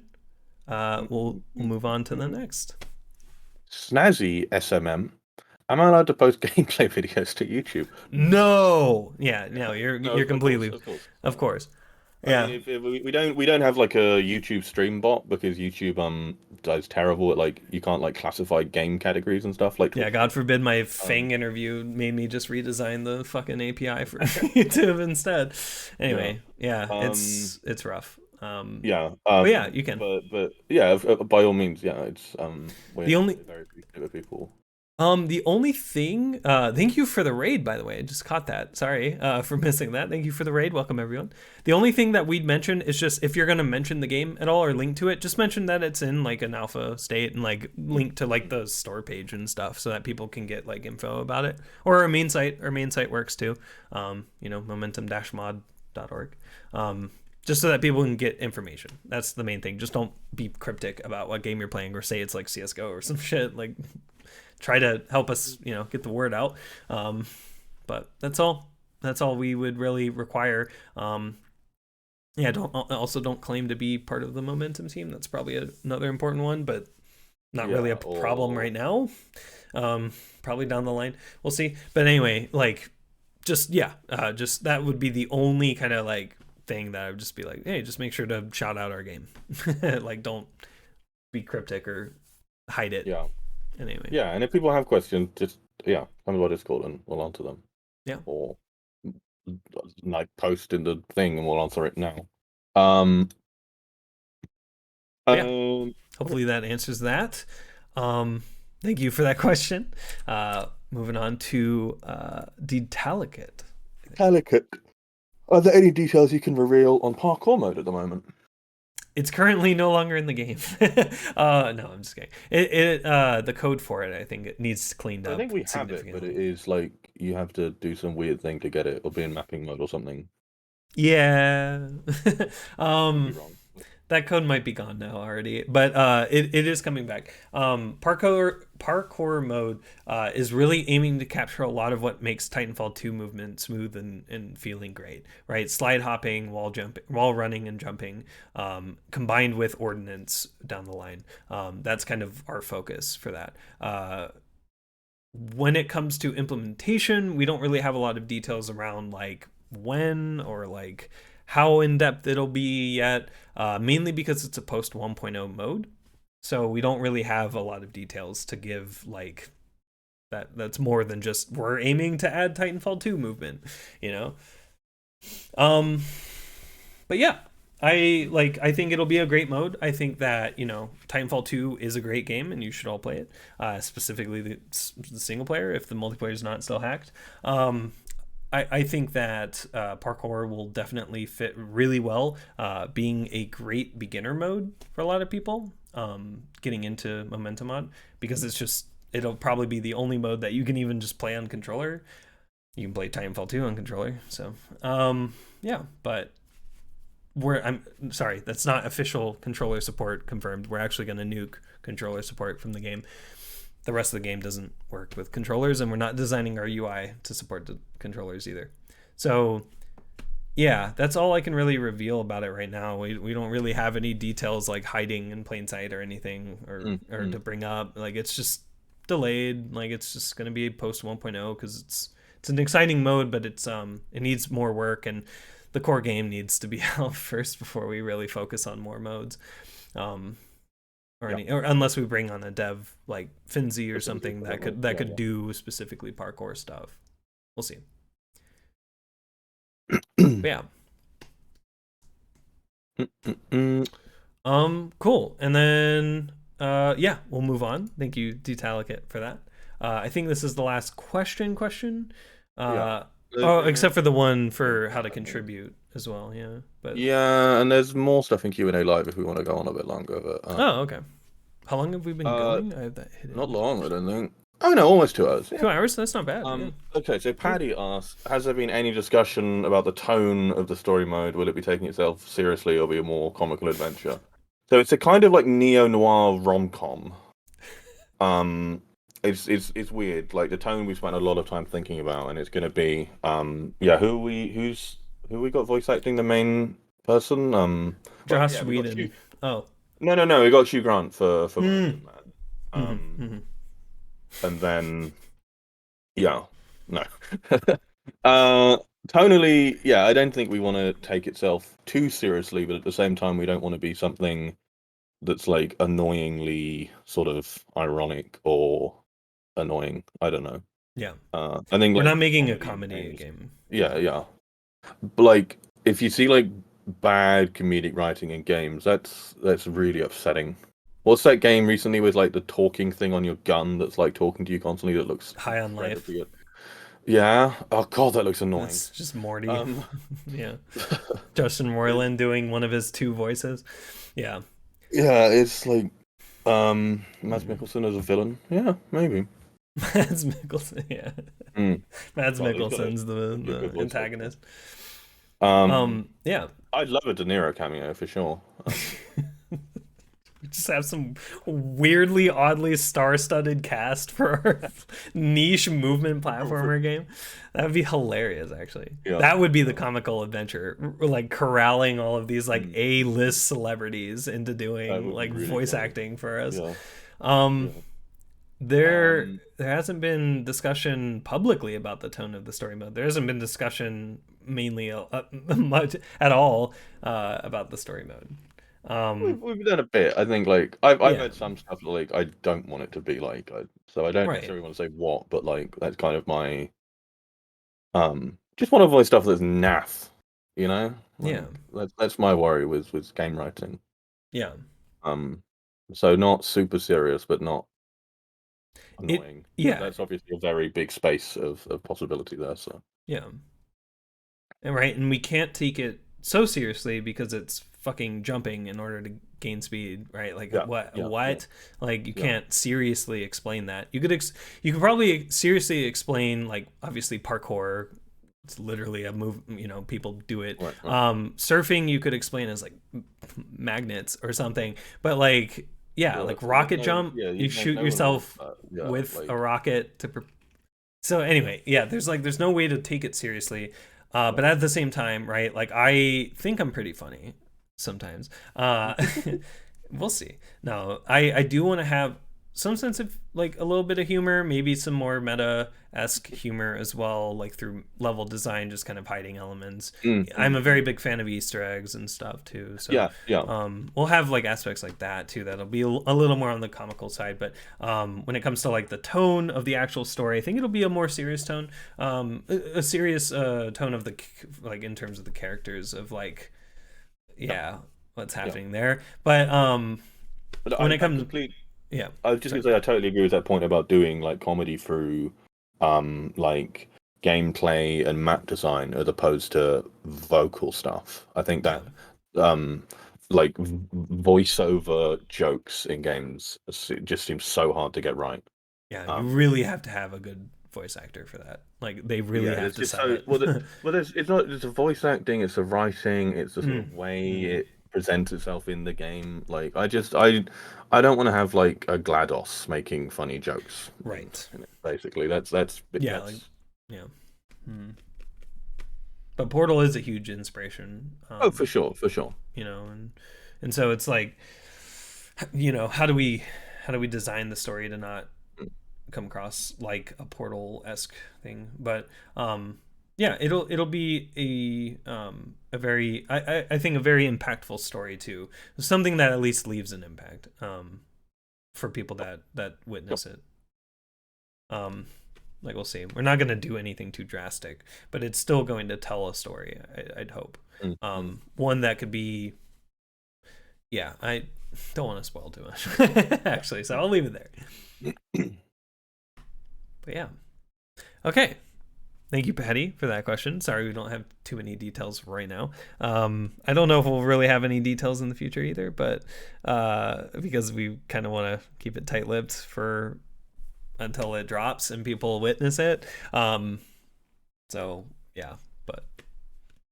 anyway, cool. So do we want to go through the Q&A live?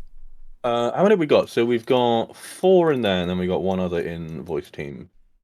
So I think okay. One of them looks like we've been kind of asked before. One of them just sort of follow up to another one. These seem quite easy, so okay. We'll do the easy ones. Okay. Well, so following on the thing about least favorite game modes, Beninho, like, what's something you like about your least favorite game mode? Which I guess if I'm talking about rocket jump, I don't know. There's lots to like about rocket jump. Like the timing aspects of it is interesting. I don't know. There's a lot of sort of precision to it, and obviously very, very high skill ceiling. Maps like good rocket jump maps are great. By that I mean maps that don't have any wall pogo, and are fast. Like that's something like, you know, jump elephant or RJ elephant, something like that. I definitely like to get good enough at that, like I consistently do like fast runs of that. That's really fun to watch, and like I'm not really good enough to do like an entire map run of that and not like fuck up all the time. But yeah, I mean that's enjoyable. good connectors and stuff Yeah. are really fun in Rocket Jump.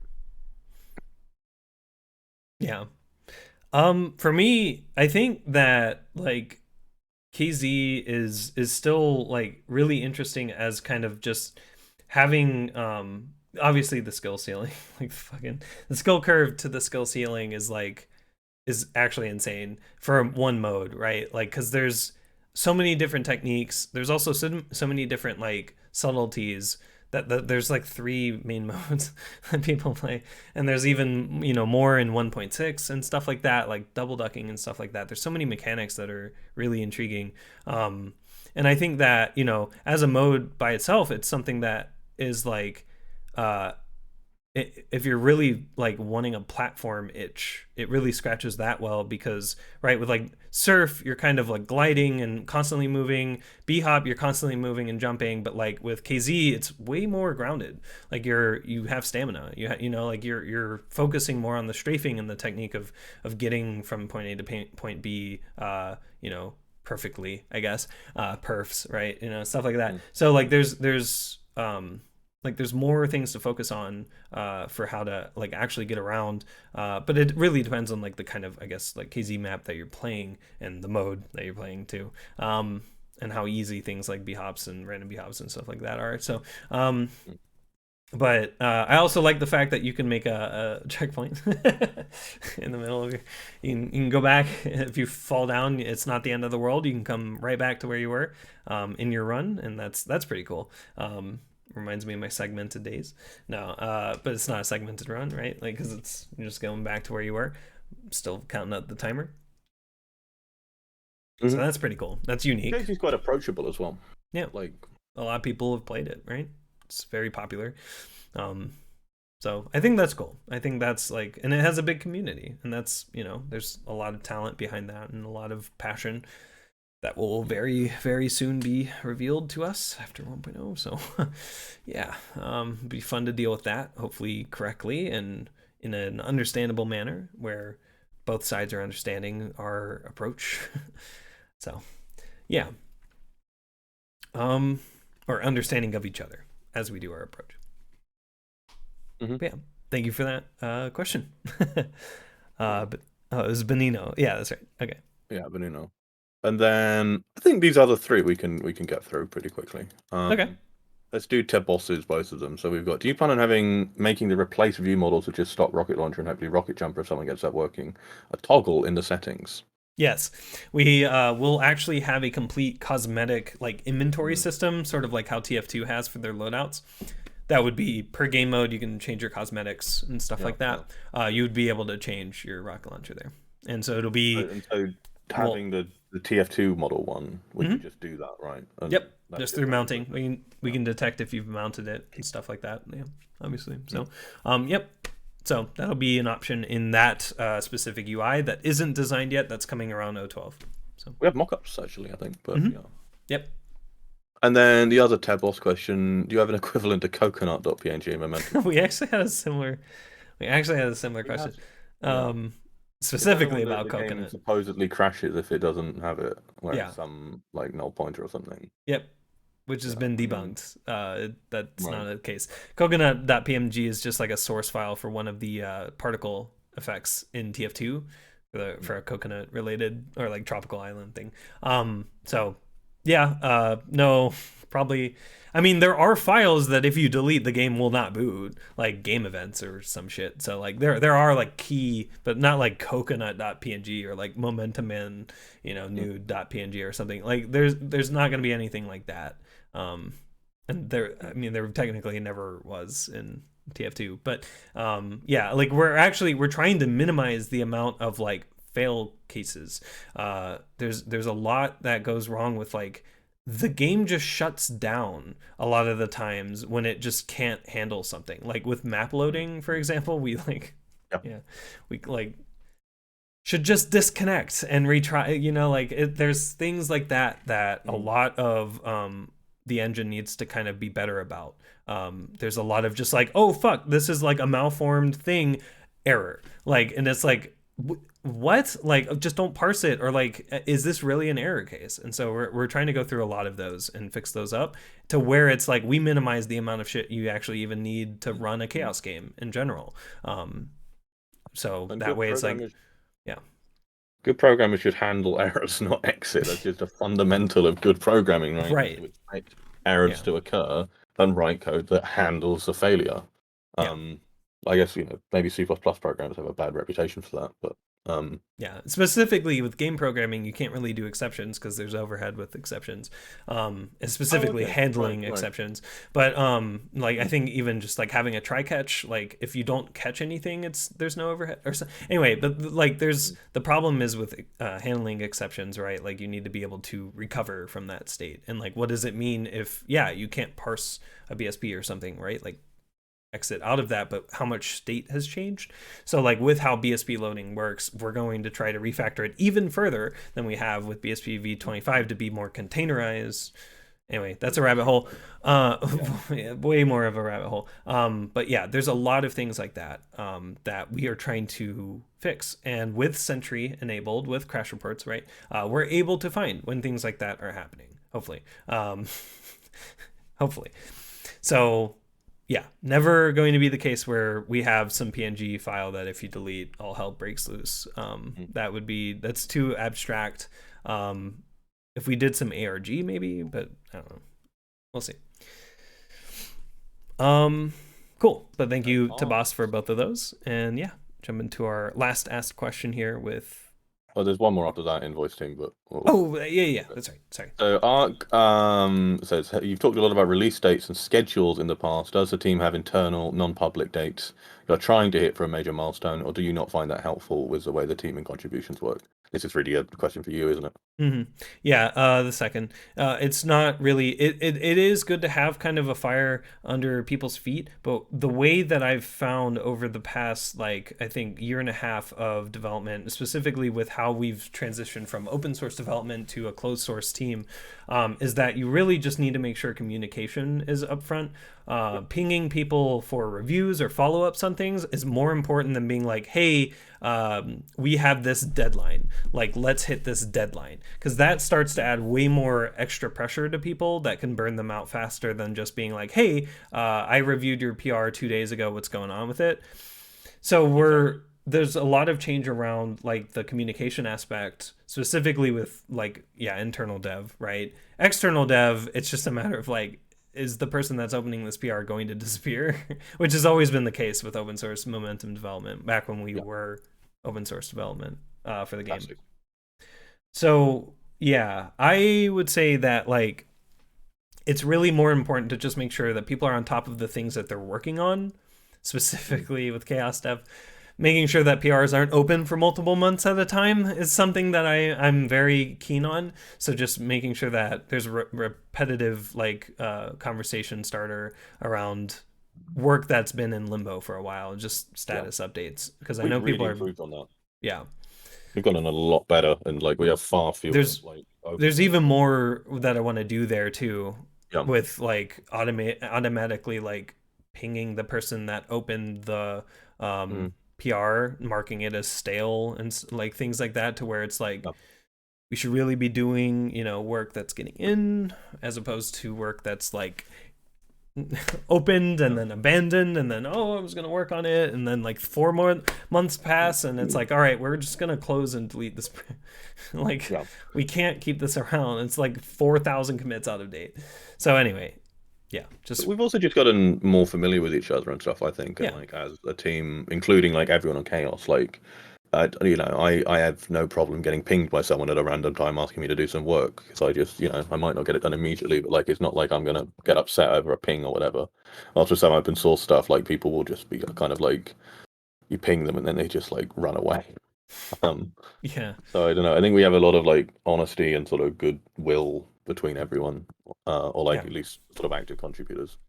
And it's not to say that putting a time, like a due date, under people isn't good either. I think there is a sense of like, hey, we have a release this Monday or this Friday.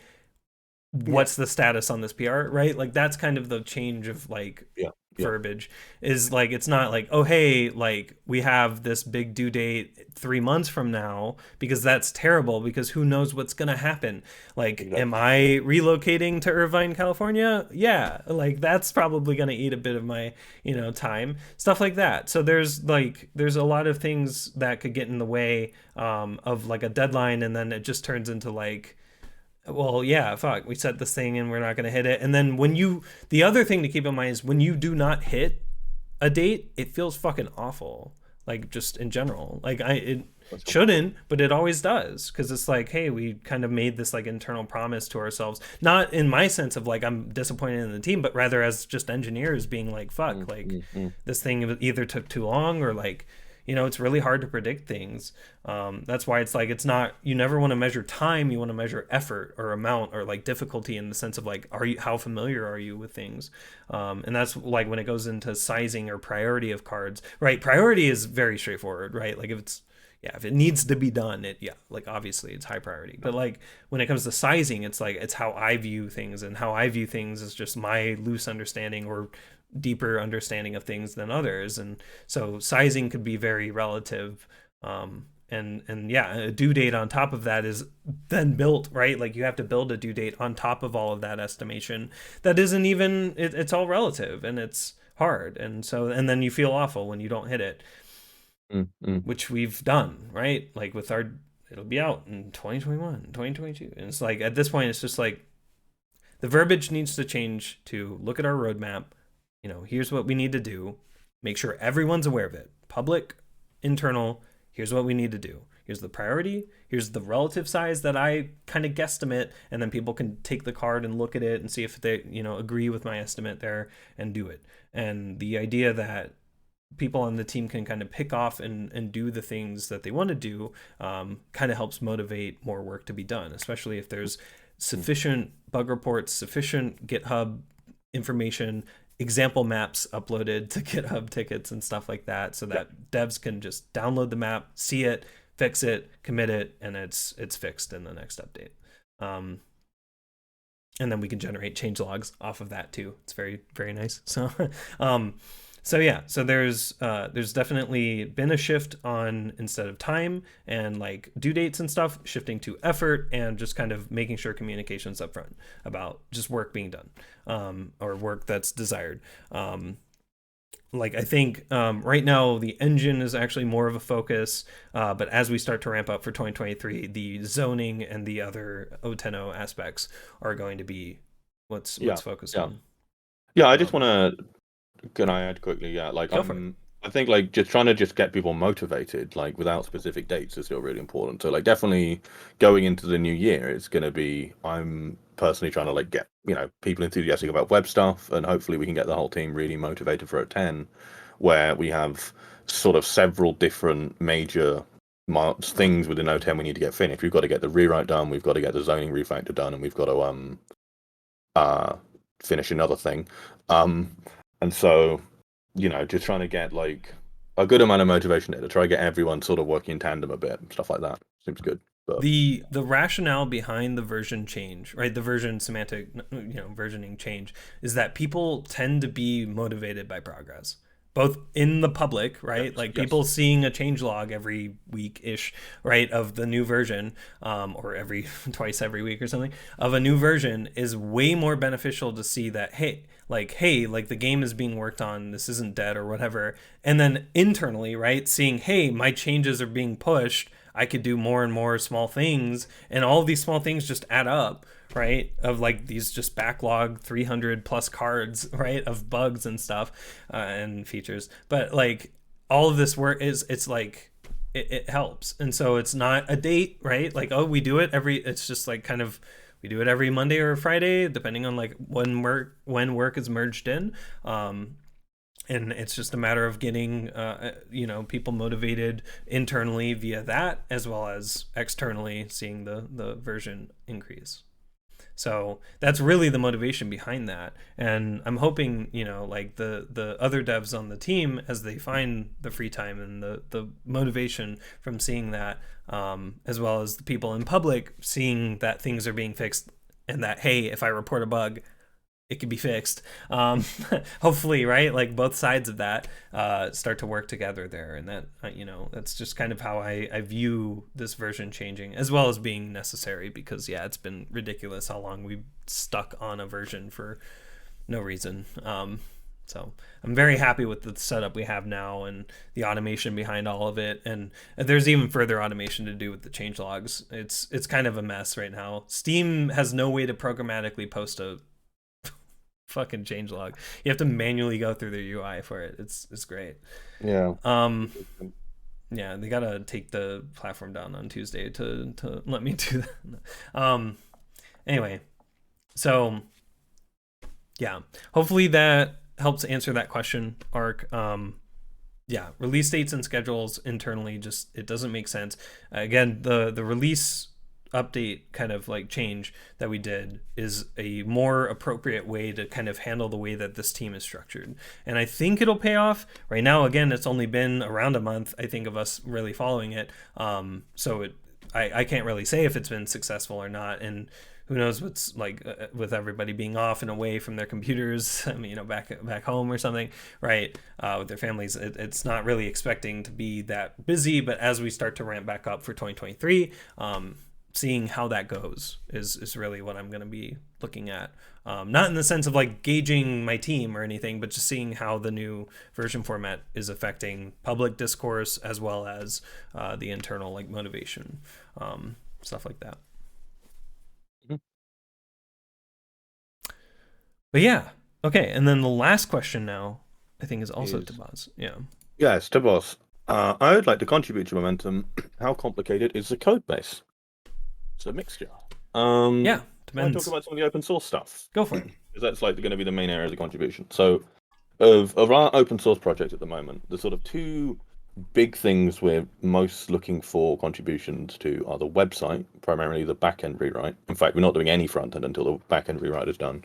Yep. And then Lumper, which is our BSP editor. We also have some other bits of tooling. There's Panda's BSP convert thing, like we were saying earlier. Like, just give him a shout if you want to contribute there specifically. So Lumper first. Lumper is written in C#. Nice modern .NET C# stuff. You need to know a decent amount about the BSP file format, though a lot of the base libraries in now are more focused on making UI. So a lot of that is quite sort of standard sort of C-sharpy stuff. For UI, we're using Avalonia, which is a sort of descendant and better version of WPF. I always forget. WPF, yeah. Avalonia is great. Its documentation is really nice. I just spent an evening messing around with it a little bit a week or so ago, just like trying to get the UI a bit nicer after this guy Jay Padger did this. We've not got that merged in yet. I need to ping him about that. But I just went off a fid branch and started messing with it a little bit. And yeah, Avalonia seems so fucking easy to learn, especially if you've had a bit of experience with like XML based, whatnot. So yeah, that's I'd say the complexity of it. That's probably the easiest thing to get into complexity wise. The website is, unfortunately, because it's a modern, especially Node. No, Lumper is C#, so it's C# can run natively on Windows, Mac OS, Linux. Yeah. And Avalonia is fine with all three.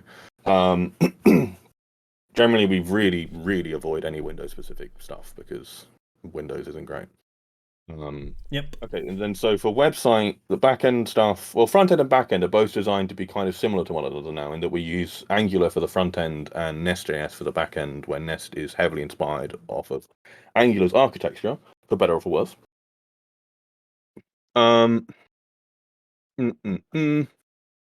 So yeah, with modern Node stuff, there's naturally quite a lot of libraries and things you have to learn. So I'd say complexity relatively complex, but to some extent at the moment where we're just writing and porting endpoints, it's not too hard because you can really learn a lot from just existing code written for other endpoints. Though you do also need to read stuff in the old API, which is not super fun, because that's really gross old JavaScript and like promise hell.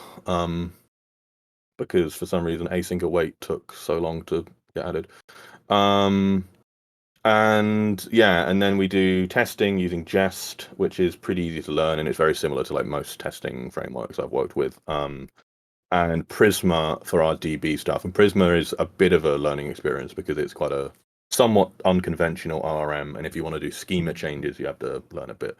But I don't know, if you have experience working in web, like this is probably quite familiar to you in that like you very often just pick up a new technology. I guess the main thing with the website is you kind of often, assuming you've not worked with any of the core stuff before, so let's say Nest.js, Prisma, and Jest, that's quite a lot to take in. But you can just start. I mean, I'm trying to be quite conscious of this. Is I'll just assign you like the easiest endpoint I can find, and then review like very friendlily and be around to help out with anyone.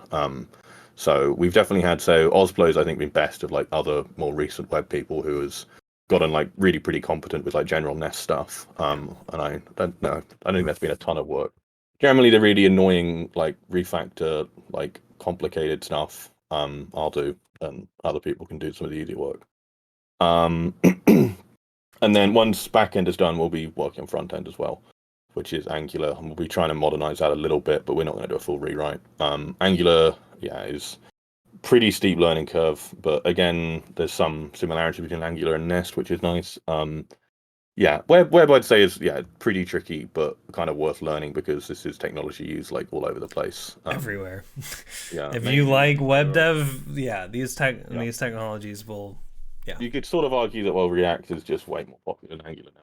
But I don't know, Angular is still used in places, and there's quite a lot to like about Angular. There's some stuff to dislike, but if you want to learn like really like core, very JavaScript of lots of like async stuff and working with RxJS and stuff, it's kind of fun. Yeah. RxJS is really fun. So yeah, those are sort of the two main like open source things. We've also got the Discord bot. I forgot to mention that, which is C# using a library we don't like very much for Discord API, but not that hard. It's just for some reason someone decided to include like dependency injection in a Discord bot because, well, I don't know, C# programmers. Like one does. Yeah, so a bit over-engineered, bit silly, but definitely something people can learn. And I'm sorry, the other thing, I'm prattling on a bit, but I've completely forgetting to mention the other really major open source bit, which is Panorama. So with our UI setup, some of the UI is in C++, but because Valve in their actual really quite sane decision making included a JavaScript layer, JavaScript is like the scripting language used for Panorama, a lot of our core UI is done in JS, which is open source. Well, C++ stuff you can't work on, unfortunately, because that requires an NDA. Practically all of our C++ related stuff is in some way tied to Valve tooling. Valve stuff. There's a bit of tooling separately, like I guess like VTex 2 and stuff that is open source, but but unfortunately all that cool stuff is under an NDA. And generally, if you want to do momentum stuff and get NDA'd, like we'd like to see work from you in other areas on the open source stuff first, even though that's not going to be in C++. Like languages are languages. Like if you've got C++ experience and you can work with other languages as well, like I mean, anyone, if you know C++, like you can pick up like other languages pretty easily, right? Like to some extent, like going from something like JavaScript to C++ is a lot harder because you have to learn a lot, which is quite a bit of the last year for me. But well, yeah, unfortunately JavaScript doesn't have pointers, so we were joking about that the other night, about writing some insane library for like adding pointers to JavaScript somehow, which would just be really funny, just how to make the worst programming language I think the V8 devs would murder us. Yeah, of all the work the V8 lot have done to make JavaScript sane, they add pointers to it. But yeah, with loads of Panorama, it's JavaScript and then XML for layouting, and then CSS, or we use Sass, the preprocessor. It's not regular web CSS, and it doesn't fully conform to the spec, but it's based off of it. And for the most part, it's same sort of box model stuff, same animation system, all the same inheritance stuff before. Yeah, our Sass setup is really reference null.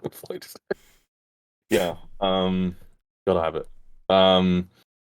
Our Sass setup was really nice. That was something that I spent a lot of last year working on.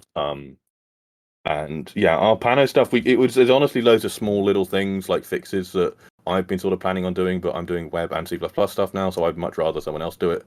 I should make more cards for that stuff. But then, honestly, some new layout things and features like other people could work on and get started on if people wanted to do more stuff on Learn, potentially some of the layouting and styling there. Even doing like basic implementations of like the cosmetic page. Yeah, the cosmetic. I was gonna say the cosmetic inventory stuff. We just have to get those designs public somehow, which we could just make game repo cards and then put the mock-up designs. You don't really gain that much from like having the Zeppelin like specific like width of stuff, because you really shouldn't use the specific numbers from there. Like use it as inspiration, but do a lot by eye. And yeah, JavaScript wise, I mean, it's really nice. Like, I personally really like vanilla JavaScript. For something more complex, I really want types, and it's fortunate we have, with our web stuff, we're all TypeScript there. TypeScript is amazing. I love it. But for Pano, it's all right. And I've written some pretty complex stuff purely in JavaScript. Like the end of run line graph, for instance, is entirely JS. Maybe shouldn't be. Maybe it would be faster in C++, obviously, but it's fast enough. And yeah. That's a really fun area to work on, and we should probably do more to promote that to programmers, which I guess I'm doing now. Because we could definitely have contributions from people, and it's just really fun. You get to do really enjoyable, it's because you're not working with like crazy frameworks or like Angular or whatever. You just get to do like UI design in JavaScript and XML and CSS, but no complicated frameworky shit. It's really nice. I enjoy it a lot. And we're getting a lot of small bugs, specifically around localization, that are really easy to fix and would be a good way to get it into the code base. Yeah, and I think we'll just start doing way more cards. I have a big like notes file somewhere with a bunch of stuff that I want to do that could be made into cards. Yep. So if people are interested in Pano, give us a shout in the Panorama channel. And also, if you need stuff from C++ for stuff you're working on, we can do that. And now we're on a weekly release cycle. We can get that in usually quite quickly. I spent over a year doing loads of Pano work for Momentum without an NDA, without license, and I just asked people for C++ stuff, which is a bit of a headache in some ways. There's some stuff I've worked on since that I would hate to do without C++ access, like the HUD customizer, because I need to be able to do I/O. But most stuff you can do fine without, and it's really fun. And all these projects we're talking about are MIT open source. And public on GitHub, so people can see your contributions there. You can use it on resumes and stuff, and and it is huge. I'll reiterate, companies in my interviews have asked me more questions about Momentum-Mod than in my professional experience. Though I do list Momentum as a professional, but still, like it's huge on your resume to have like people or to have like contributions towards big international open source projects. It's huge. And so it's, again, just hopefully not really more of a leer or anything, just sounding appealing, because it is. And it can be really fun, especially when you get into game dev, right? Like I started this project not knowing any C++, for example. So sure, yeah. I learned JavaScript essentially through Momentum, and I would say now I'm really quite good at JavaScript. Like I know like a scary amount of really niche stuff about it. Like how to deep copy now. There's a lot of really great nuance, but and then you're not working alone. You have the repertoire. You have everyone on the team to help out, right, if need be. So it's not meant to be in code review. You're not pushing anything in like that will break shit. Like you will have stuff reviewed, and if it does get in and break shit, that's our fault. It's not yours. So we fix that. But so in terms of complexity, it's really just a matter of like your own comfort around the languages that we use for each of the projects, and then your motivation to want to work on each of the projects that we have open source. So definitely take a look at kind of the code, just all the different stuff of each of the repositories, and see what you like, and then just reach out in our Discord. That's the best way to do it, really. It's a really good opportunity, and hopefully I'd like to say we're super nice to work with, and you'll get on with us well. So all right, and then I guess the last bit was a bit of praise that we saw hold on, I'm gonna go questions only for this. Yeah, I guess Tom, if you want to read this. I guess so. Yeah, thank Yeah, you to the team for creating this game. I'm minded at rest knowing that these loved game modes will always be available, even if Source 2 somehow ruins the needed mechanics to make them possible in the future. Yeah, I mean, that is a fear with CSGO, potentially Source 2, if that ever happens. Also, thank you for being open and innovative after the idea of parkour. Yeah, we love parkour. Just the idea of it gets me super excited for what the future holds with Momentum. I'll be playing and watching with great interest. Much love. Thank you, Uni Mushroom. Yeah. And yeah, and I just also wanted to extend just a thank you back really to not just Uni for these kind words, but also just the community at large. Again, this is another year, another awesome year of Momentum development where, right, like I know I made promises of release dates and stuff, right, getting the game out by the end of the year, and yeah, that's never a promise, but yeah. But loosely trying to hit that goal, and like it not hitting it doesn't feel that great. But just having a community behind the game that can understand like the development, where we're coming from, just our goals in mind for what we want Momentum to be, and helping out in every regard, whether it be reporting any problems, sharing the game hype, joining streams, joining these streams, sharing hype, sharing questions, getting clarifying answers, right? It's really awesome to see it. And it's, again, Momentum's not going anywhere in the sense of like, we're not doing this for money, we're not doing this for fame or anything. We're really just working on this because we want to make this awesome experience that everyone really gets to enjoy. And our goal, right, a successful launch for me is just having a decent amount of players that stick around and just like really explore the game and get into it, right? Like that's all I want out of it. So just seeing people kind of hear about the game naturally, either through friends, through watching a stream or anything, getting into the game and sharing that, right? It's really hyping up my expectations around like when we release, we're gonna have a lot of people that can get into this game and have fun and be really excited to just learn in these awesome modes that all of us have some kind of semblance or tied to. So yeah, I just wanted to just point that out too, because again, it's the end of the year, so we will play a little bit of it, right? Because yeah, we got 30 minutes. we can play for 30 minutes.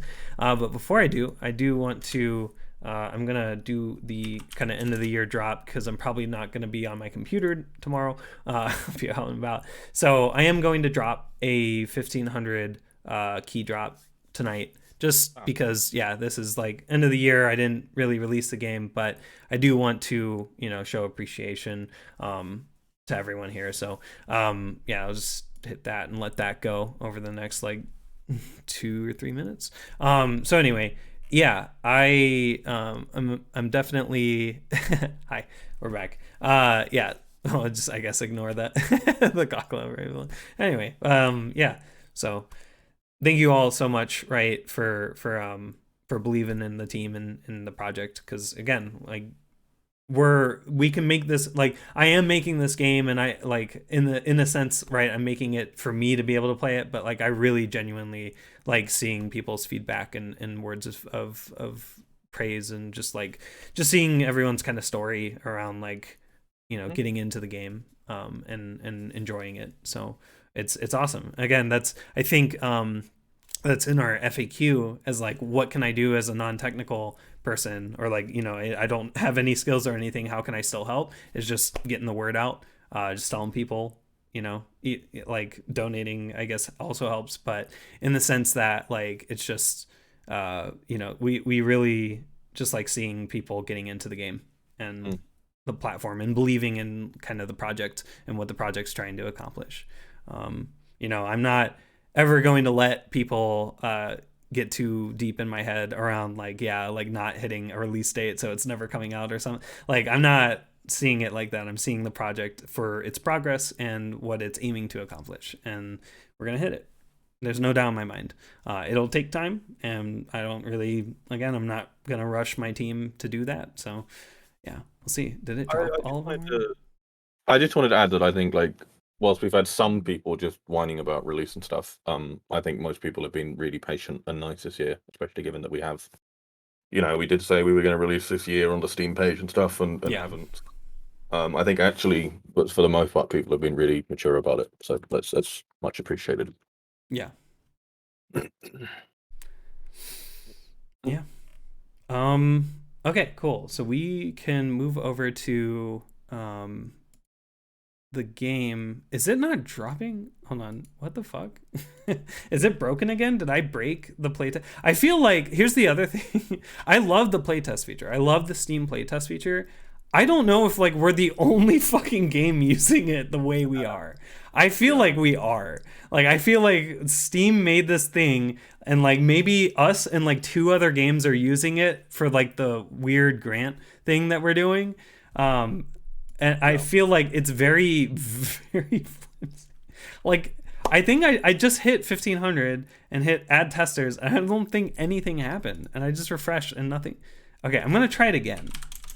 I hope I just didn't grant 3,000 people, but whatever if that's the case, because YOLO, I guess. Okay, now it's going. So maybe I just had to refresh. Maybe my auth or whatever was broken because Tuesday was 4 days ago. Okay. Anyway. The fuck.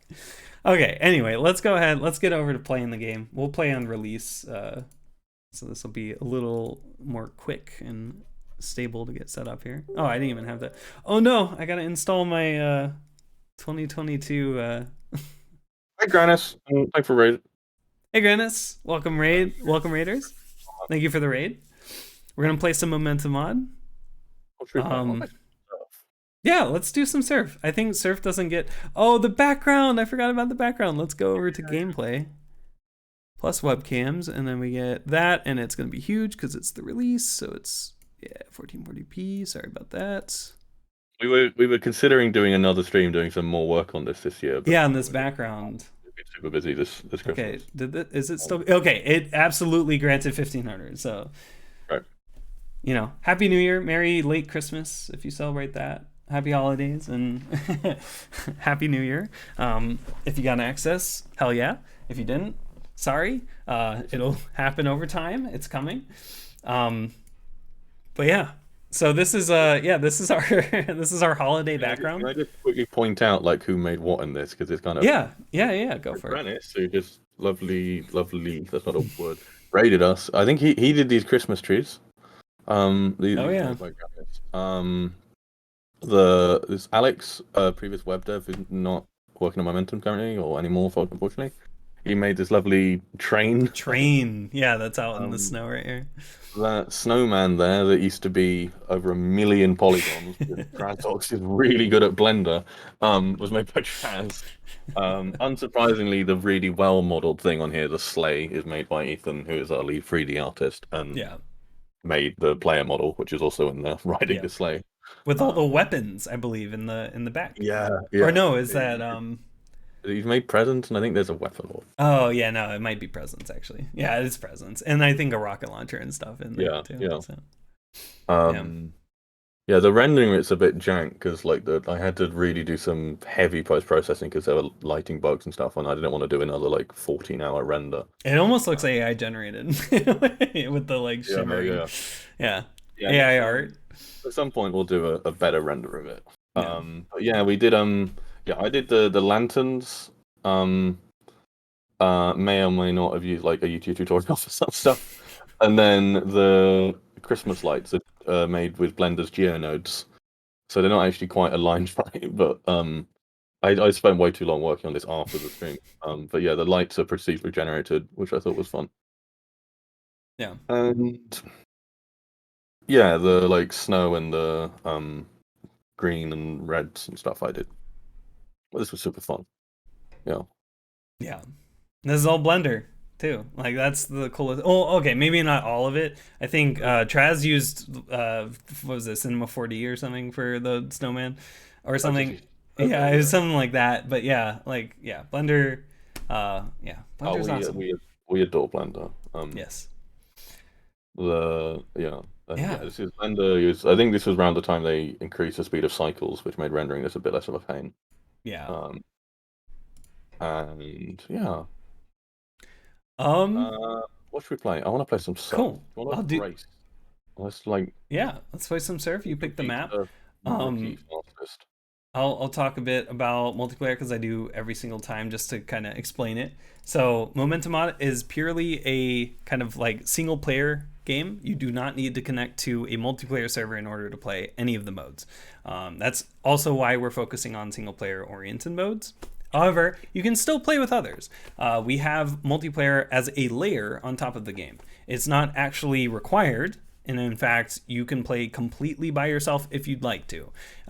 Completely up to you. However, we want to offer the best of both worlds, right? Being able to play with whoever you want, whenever you want, right? Versus by yourself if you want to just kind of like grind out something. We don't have servers in yet. That it's necessary. Like the way that this is working is this is using Steam's lobby system. So you create a lobby, and up to 250 people can join it. And the way that it works is you can see I'm in the menu and I'm in this lobby, so I can say like I can chat, right? There's like, you know, chat in the menu, chat across maps. You can be in whatever map you want while it's still in a lobby. But once you join somebody on the map that they're on, so we'll go to rookie, which by the way you can use our you can use our map selector to get maps in like one click. You then once you're on the same map, you then network. So you can see Tom jumping around up there. And this is not necessarily real time, and it's not synchronized because of that. So Tom is just networking packets to me via Steam, and I'm just accepting them in the right order to where it's like obviously their movement, but over time, right? Like there's a delay. Like this isn't like a single server like synchronizing both of our movements. It's just Tom sending me network packets. I'm gonna jump and say jump. Okay. Jump.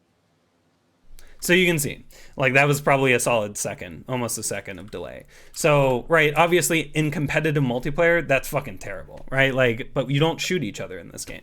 You play with each other, and you can race, but the racing and like the tournaments and stuff that we want to work on down the line is synchronized more on our server. It is peer-to-peer. So yeah, it is entirely peer-to-peer. You don't need any dedicated server. We use Steam, so you don't need a you don't need to port forward anything. It just uses Steam networking. It all just works. It's literally as easy as coming to this slider right here. And well, I'm in the lobby, but you would create a lobby, and like you can choose public, friends only, or invite only as well. So if you want some privacy there, so where it's like just you and your friends or something, you can do so. And yeah, and it's as easy as that, right? Like there's no like hidden like fee. You don't need to pay anything to anyone. It just works. That is a cursed saying in gaming. I don't want to be a Todd Howard of Momentum Mod, but it does. It's very nice that it just works. And so yeah, the lobby isn't public. Oh. It might be friends only accidentally. I'll set it to friends. I didn't back to public. I don't know. Maybe things. Yeah, maybe it's weird. Okay, try that. Hopefully that works. Yeah, it did. All right. Which, if it was friends only, you should have been able to join. I think we might actually have a bug report for that. Yeah, we do. It's very old, but yeah. There's some changes to lobby JavaScript stuff we want to make eventually, or some like engine plus JavaScript related stuff. Yeah. But yeah, I mean, from what we have with lobbies so far, like they're just fantastic. Yeah. Like it makes multiplayer just so much easier. Yeah. You don't have to pay $100 a month for a private server, or like you can play whatever map you want whenever. It's just, and you can put up a lobby whenever if you want to play with other people. And if you're on the same map as a person in that lobby, you can be on different maps and you can still chat. You just won't see them, obviously. If you're on the same map, then we network your stuff. And then obviously this extends over to spectating too. So Grandis is in here. Yeah. Oh yeah, and weapons work too. So if Grandis were to start, I think meleeing, I can see that. Yeah, we network the view model. Actually, I don't know if we do attack animation yet. No, I don't think we do. But yeah, we're starting to network like animation or Oh, you don't have plus attack bound. Gotcha. Yeah, no, that's fair. Okay, so yeah, cool. I guess we'll just answer more questions as they come in. But yeah, I'll just go ahead and start. No, I want to race on rookie. I want to see Okay. who's the best rookie player. All right. We will do official rating of Fuji. Okay, 3, 2, 1, go. All right. We gotta get some. We want to do like officially supported racing and tournaments and stuff in the future. Yeah. Some networking stuff, but we want to do it. Yeah, it's it'll be awesome when we get that like officially in. Yeah, and as well as like tools for streamers hopefully and stuff, so they can do like interesting, like if they want to do big tournaments like Surf Up or whatever, and yeah, they'll have lots of nice ways of spectating and commentating stuff. Oh my god, I fell on the wall. And this is why 1v1 race mode is a little annoying compared to like 1v1 best of like 30-minute time. So like where Tom just failed, they're gonna have to catch up, or I'm gonna have to fail, right? Yeah. But if you're in like a professional tournament, right, like obviously, right, that would be terrible because like it's going to be a pro surfer. Tier 1s, like most good surfers should be able to no-fail rookie consistently. So right, yeah, it depends on the map a lot. Yeah, like I'm quite upset. I feel like an early stage of rookie. That's fair. Yeah, I mean, some of the later stages get a little rough too. But yeah, it's really cool because like we can add like the layer networking being like this. Whoa, that was very close. Networking being like this layer on top of the game allows us to have a lot more, or it's kind of just asynchronous. So the term asynchronous meaning that it's not, because it's not at the same time. Is this gonna make it? Oh, it did. Let's go.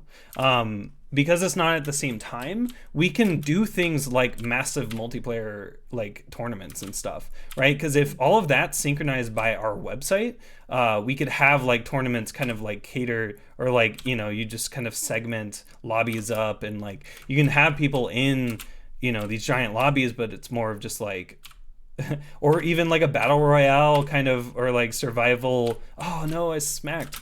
Like this kind of like battle royale kind of thing. Yeah, no fail battle royale, where the moment you fail, you're out, right? Yeah. Like you can have that kind of like level of like, oh, that could potentially be like 400 people in one lobby. Limit is 250. So. Right. But you would like conjoin the lobbies because it would like be facilitated by like the our main server. What I'm doing. Oh, okay. But yeah. It's pretty exciting. Like I'm really excited to see like what the level of like network like multiplayer that we'll have.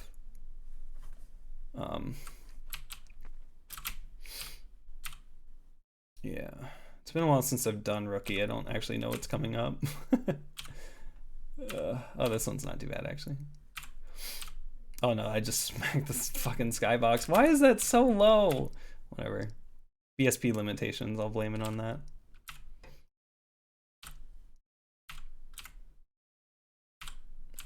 I'm doing horribly. I've had about 3 or 4 fails, I think. Yeah, no failing rookie is actually pretty difficult. Is it? I don't know. Could be. Jump scare. Yeah. I do it? Hell no, I didn't. I actually, yeah, I actually don't know what I messed there. Oh fuck. Okay. All right. Shortcut. Oh damn it. Yeah. Stage 18 is my bane. Oh, I failed it. Underworld. Oh no. Okay. Oh, I'm trying to do like a weird ass shortcut route. No, you can't use the grass this time. You gotta make it. I had it right the first time. Oh my god. Yeah, I'm just not getting enough speed on the last bit. You're hitting it at a bad angle. Yeah, you gotta like barely come up and then go down, yeah, and then come up and then circle around, go behind Shia LaBeouf. No. No. Well, Ninja won, I think. Yeah, Ninja wins. Yeah. Let's see if I can get it this time. I'm not smooth. I need to smoothen up. It's also been just a long ass time since I've surfed in general. I used to a lot back in like 2014 era. Oh, there we go. Easy. Yeah. Yeah, I just feel like the game mode I have by far the most fun. Unless you maybe in a common_XP. I know. It happens. Oh yeah, I've like 1,000 things to localize. I wonder why common XP doesn't. It's some stupid reason. I'm probably missing. Ow. Yeah. $.localize. But yeah, so that's surf. We can do another map. Another mode. Let's just do a different mode. Yeah, different mode. Yeah. Okay, B-hop. Get this next on the list. Could do tri-portals, trip-portals to show off portals. Sounds good. Oh, for God's sake, Aaron. Let's play Kong every stream. All right, we'll play Conk after trip portals. Oh. Or should we do it right now? I guess. No. I want to get my B-hop on. Okay. Oh God, the jump stat stuff. I have not seen this yet. Oh right. yeah. Oh, are you just going? Or are we? Oh, sorry. Yeah. Okay, wait. All right. 3, 2, 1. All right. So this is B-hop trip portals. I don't know if Plar's in chat. Made by B-hop Plar. This is the one. Not B-hop_Plar. B-hop_Plar. No. Usually in chat, right? Like there's. Anyway, sorry. Yeah, made by Plar. Holy shit, the dark segment's actually hard. Fuck. Okay, we're good. No, fuck. Okay, well, it's been a while since I've B-hop. Don't make fun of me. But yeah, the premise behind this map is that it uses the new world portals that we got from being on the Portal 2/CSGO engine, our Chaos engine, basically. I cannot see. I legit can't. It used to be easier to see that. Did we change? It used to be easier. I don't. Okay, that no, I don't know. Maybe it's like. Oh my god, I cannot do the big head hit bit. It's actually hard. Yeah. I'm trying to get over there. Cool, it is very cool. I hope I can show it off. It's oh my god, it is actually impossible. Hold on, what's my map brightness? 0? Values above 1 increase brightness. Why is it 0? Default brightness should be used. Okay, let's try 1. Maybe it's my map brightness. 1.5? Okay, that's a little better. Maybe it's that. We added, so by the way, we added a brightness convar. That is much easier to see. Holy shit, let's go. Okay, I can actually do the map. Yeah, we added a brightness convar that you can now, in the game settings, change your game brightness, which by the way, this map kind of looks a little impossible. Fuck! Okay. But yeah, you can change your brightness without being in full screen. I'm actually in full screen windowed right now. So you can also do it in windowed mode. So very awesome feature added by Slidey. Matte_brightness is just kind of like you don't do matte monitor gamma and then do some weird ass scale of like less is actually brighter. It's very, very straightforward. And then the slider obviously in settings is also very straightforward and every time we get rid of something that like requires full screen and can be used in full screen windows is a good thing, because like Microsoft are very explicit and have been for a while saying like you shouldn't be using full screen. Yeah, like we've done all these optimizations and we've been doing them for years to make it so any game engine should be able to run just as well in full screen windows as full screen, because full screen is a silly concept. Well, I beat them up. Yeah, it's been a while for me. I'm on checkpoint 2. Obviously, you already beaten it as well. yeah, I gotta show off some of the. Oh, fuck. God damn it! I really like this map though. Like the lighting is lovely, and portals are great fun. Yeah, that section that was dark is not actually normally dark if you do like the normal route of like going around and you get baited. All right, let's see if I can land this. I don't know why. Okay, I just didn't ever anticipate like how strong the boost was, I guess. All right, new buoy. Whee. Oh, I failed. Oh shit. I think Okay. I've ever done the noob way. Noob way is pretty good. Oh fuck. Okay, we're getting there. And then alley-oop. And then alley-oop. Oh fuck. Alright, well I guess I didn't hit the surf. I'm not a pro surfer. But yeah, it's just such an awesome like showcase of what portals can really achieve. Mm-hmm.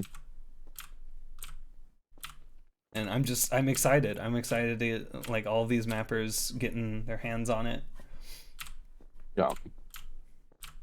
And in 010, they'll actually be able to submit those maps and like not have to send them to GOUD, manually adds them and stuff. Yeah. It's going to be so great to have them. Yeah.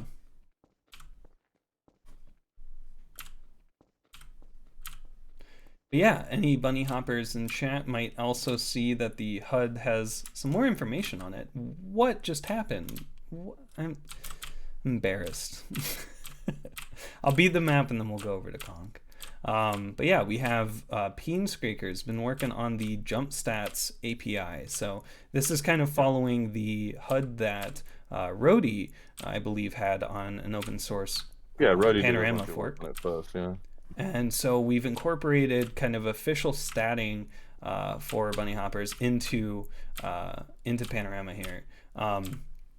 So this can be used in a custom HUD still, but then yeah, like it's just officially in the game. Okay, cool, we did. We beat the map. I'm not that bad. Cool. All about the PB. Hell yeah. All right, well, what conch map should we play? What is the worst one? There's a lot of bad ones. The worst one that I can do? I've never done concept. I don't know if it's tier 2. Damn, are our image downloads really slow? Guess so.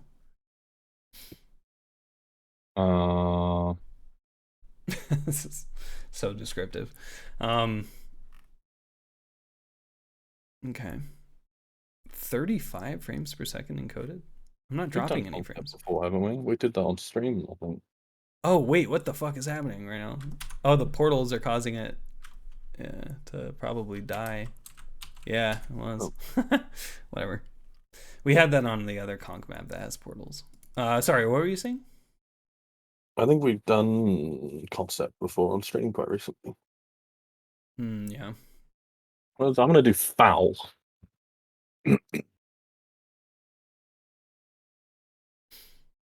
Yeah. Yeah, let's do foul. Yeah, we got to figure out why that kills encoding. Ooh, yes, new view model. Yeah, of course. I guess I could also technically show off the view model now. Yeah. So weapons are now networks. So you can see people throwing conchs, and yeah. So it's done by Slidey as well. So. Lots of great work out of Slidey this year. Yeah. Oh wait, that and that. All right, let's do it. Where am I going?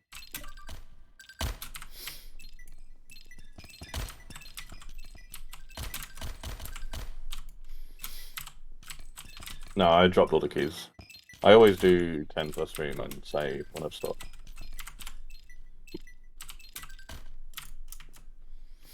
Oh, wasn't ready for that.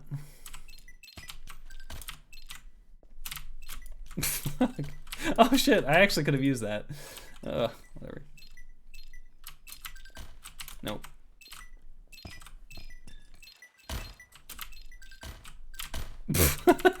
Okay, I see what I have to do. Not that. You have to throw it and then jump in front of it. There we go. Oh, you can do it in one. Let's go.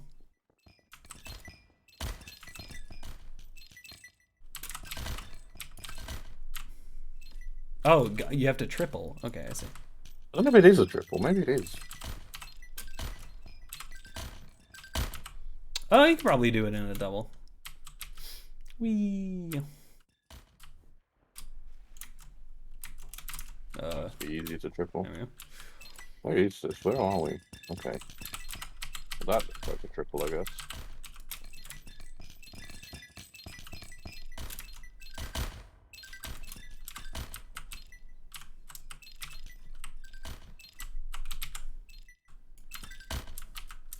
Oh no! I forgot. Yeah, I forgot about that. That thing happened. Yeah. I didn't fall down. That did not boost me the way I wanted it to. Alright, that's fine. Neither did that. Fuck. Okay, we got it, we got it. Beep. Beep, beep, beep. We need to eventually figure out some hack to do the ghost weapon sounds. It's gonna be fun. We were talking about the other night. We do have a way of doing it, I think. It's just hacky. Yeah. Like some weird sound system thing we have to do. But I love working with a source engine sound system. It's the best. Yeah. There's loads of stuff in engine that, like, you know, matters a lot, so we've rewritten and improved, like DX11 and whatnot. But, like, stuff like sound, we're just stuck with sound being weird. Oh, damn it. Yeah. Saying this makes me want to do it again. Yeah, that would be great to get that in.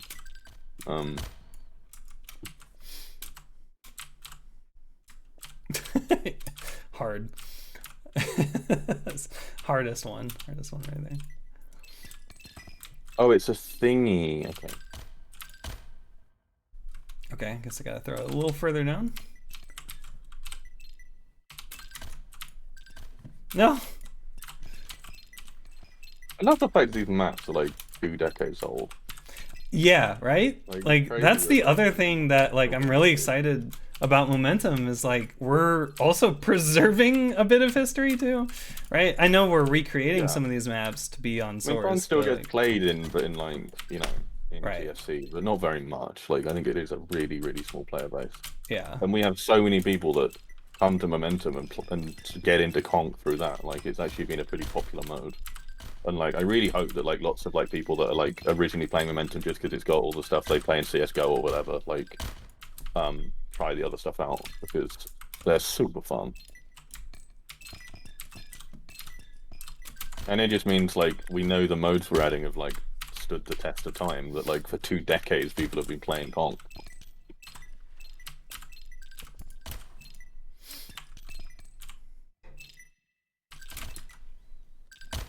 Oh shit. Okay. Well, I guess we can. Did someone ping you on Discord, or was that? Nope. Who pinged me? Who dares ping me? I keep timing this wrong. It's all about timing. Literally. Oh god. Okay. Cannot stand on that. Yeah, there's so much time to it, but also the base move on Conk is really satisfying. Like having that, like, not surf or b-hop like air control. Obviously, Yeah. like all the stuff, but like a good amount plus There we go. Oh, what do they fuck. call it? Okay, I guess I'll prep a second one just in case. I thought I was gonna make it that time. Oh no, that just boosts you downwards. Alright, second one is no good. No good. Ah, okay. Hold on. I can do it. I can do it. I believe. I think you don't even need to jump. Oh, you do need to jump to clear the first one. Okay. Fuck. Emoji chat support. There we go. We were talking about that the other day.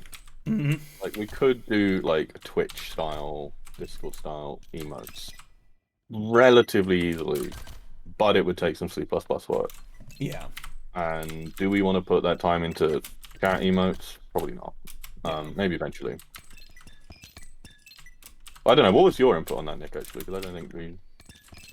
I just worry about performance hit.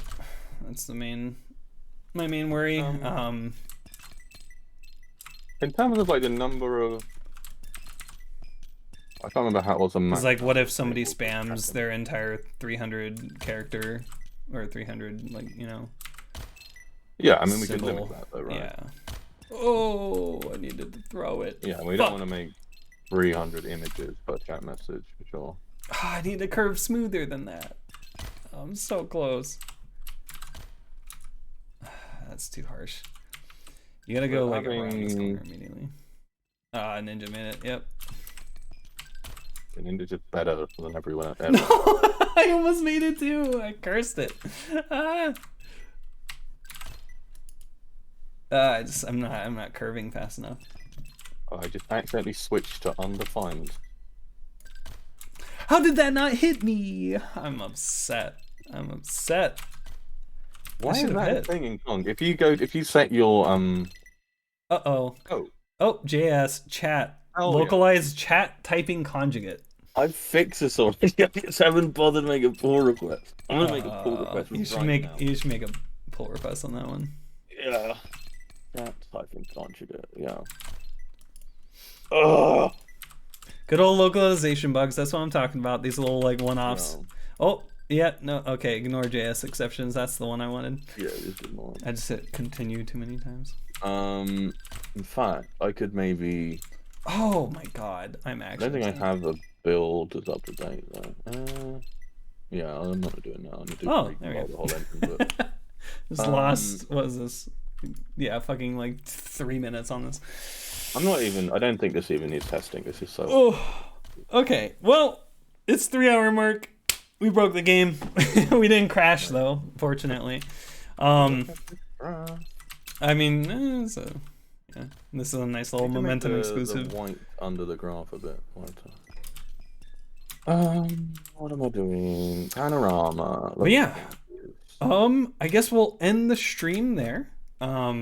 Is there anybody streaming Momentum or related game modes right now? It doesn't look like streaming Momentum because our bot does not announce it. However, I think Caffrey or Louis was streaming earlier. Sam was streaming. Samuel's. Yes.